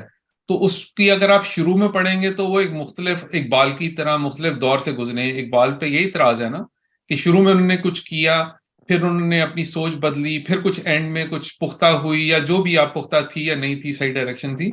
तो मैं ये नहीं कहता कि रेने उस पुख्ता हुई, लेकिन उनकी सोच मेरे नजदीक, मैंने जिस तरह से उनको शुरू में और एंड में पढ़ा, वो थोड़ी थोड़ी सी ना एक्सप्लेनेशंस बदलती नहीं रही, उसको उन्होंने समराइज कर दिया, क्योंकि इतनी दफा उन्होंने कहीं और जिक्र किया तो वो सेकंड नेचर हो गया। अच्छा ये बात तो समझ आई गई होगी, ये तैमूर साहब भी करती हैं, अच्छा ये तो हमने बात की थी। अब हम सोचते हैं यार वो कब बात की थी तैमूर साहब ने, तो तैमूर साहब समझ रहे होते हैं कि यार ये बात तो मतलब ठीक है, ये तो समझ आ जाएगी। तो मैं क्लास को बताना चाह रहा था कि घबराए नहीं इस चीज से। ये आज आपको अगर जो भी समझ आया है, आई कैन बेट कि ये मे बी एक स्मॉल परसेंटेज है, ये तो चीजें बड़ी खुलती हैं आहिस्ता आहिस्ता। तो ये कह दें आप कि भाई मुझे समझ आ गई है, तो फिर मेरे ख्याल है काफी सारी चीजें समझ नहीं है। बस मैं ये आपको तसल्ली दिलाना चाह रहा था, घबराए नहीं, ये चीजें पूरी साल आपके पास हैं इस चीज को समझने के लिए और करने के लिए। अच्छा आखिरी चीज ये है कि चूंकि मैं हम यहाँ पे मुख्तलिफ स्टूडेंट्स हैं, साइंस के जो स्टूडेंट्स हैं उनको भी मैं थोड़ी सी तसल्ली कराना चाहता हूँ। डॉक्टर साहब खुद साइंस के स्टूडेंट हैं, आप सब ढेर सारे हैं। तो खासतौर पे जो इंजीनियर दिमाग होता है वो एनालिटिकल दिमाग होता है, वो कहता है अच्छा ये चीज इसको मैं यूं करूं, तो फिर वो एनालिसिस में पड़ जाता है। ठीक है, थोड़ा सा फर्क है साइंस में और इंजीनियर, साइंटिस्ट में और इंजीनियर में, शायद मेरा ख्याल है। बहरहाल साइंस का कहीं ना कहीं अमल दखल आएगा एंड में, बहुत ज्यादा नहीं लेकिन एक खास जाविये से। तो बस तसल्ली रखें, वो डॉक्टर साहब उस पर डालेंगे उस पर रोशनी। मैंने इसी पॉइंट ऑफ व्यू से, मैं जो मेरा टॉपिक था मैं उसको देख रहा था तो काफी सारी चीजें मेरे सामने आई, और उसमें काफी सारे लोग हैं जिन्होंने इसको चैलेंज किया और बड़े बड़े नामों ने किया, साइंटिस्ट ने चैलेंज किया है। तो ये नहीं है कि डिकार्ट वाला जो प्रिंसिपल है वो अब एक्सेप्टेड हो गया और अब this is the end of the world. मेरे ख्याल में अब साइंस, खासतौर में मॉडर्न फिजिक्स जो है वो इस नहज पे पहुंच चुकी है कि वो सवाल शुरू हो गए हैं इस पे, और ये साबित हो गया है कि ये वाला जो पैराडाइम था इसमें बहुत सारे होल हैं। हम उसको दूसरे तरीके से भी साबित कर सकते हैं, और मॉडर्न साइंस ने तो उसको बड़े कॉम्प्रिहेंसिवली इसको चैलेंज किया है, स्पेशली क्वांटम फिजिक्स ने। तो बस मैं यही कहूंगा, तो मैंने कहा थोड़ा सा फूड फॉर थॉट सीड्स डाल दूं, और बाकी फिर इंशाल्लाह संडे को बात। आखिरी बात बहुत ही मजे की है, अभी मेरा दिल चाह रहा, मैं कहूंगा नहीं, इंशाल्लाह अगली बातों में आएगी कि साइंस भी उसको सेकंड कर रही है, जो होलिस्टिक व्यू है इन सम सेंसेस, वो अपने जाविये में कर रही है, मगर एनीवे इस पे बात नहीं, अगर साइंस के हिसाब से ना भी देखा जाए तो देखें, ये सारा जिस चीज को चैलेंज वो कर रहे हैं और जिस तरीके से वो चैलेंज कर रहे हैं, उसी में फॉल्ट है ना। अगर आप किसी चीज पे क्रिटिसाइज कर रहे हैं कि ये तरीका सही नहीं है, लेकिन जो आपने तरीका अपनाया वो भी गलत है, उसी तो फिर सही किया, वो फिर आपका तरीका गलत हुआ ना, या इसको माने या उसको माने, ये नहीं आप कर सकते। बहरहाल आप कहें तो मौलाना रूम के एक शेर पे खत्म किया जाए इस सारी बहस का। वाह, क्या बात की आपने, प्लीज। मौलाना रूम जो है ना, वो रूम इसमें दो मिसरों में, पहले अकल, जिसको हम आज क्रिटिसाइज करते रहे, रीजन, अकल कुछ कहेगी और उसके जवाब में रूह, उसका लफ्ज उन्होंने इस्तेमाल किया इश्क। अल्लामा इकबाल भी इश्क को उस दायमी हकीकत के हवाले से इस्तेमाल करते हैं, एसेंस के। अक्ल गोयद शश जहत हदस तो बैरून राह नीस्त। अकल गोयद यानी कि अकल कहती है, शश जहत यानी कि जो स्पेस और टाइम है, 6 जो डायरेक्शन है, शश जहत हदस तो हद है, ये हद है, बैरून राह नीस्त, इससे हम आगे नहीं जा सकते। इश्क गोयद राह हस्त रफ्ता अमन बारहा। इश्क कहता है राह है, मैं तो बहुत दफा होके आया। तो हम सेजेस की बात कर रहे हैं, तो इकबाल ने भी तो कहा था, वो जहन में आ नहीं रहा कि कौन सा, अकल है महवे लबे बाम अभी, कूद गया आतिश में नमरूदे इश्क, कुछ इसी तरह था। अकल है महज लबे बाम अभी। क्या बात है, बड़ा खूबसूरत शेर है। चलिए जी, थैंक यू वेरी मच। अच्छा, मेरा सवाल वैसे फारूक साहब से था। हाँ जी, उन्होंने बताया नहीं कि ये बिल्ली कौन सी वाली थी, बिल्ली जिसने कैमियो दिया था। ये आके मेरी गोद में बैठ जाती है, इसको मैंने हटाया तो है, लेकिन बड़ी क्यूरियस सी कैट है। कैट होती क्यूरियस है वैसे तो, बहुत कमाल चीज होती है।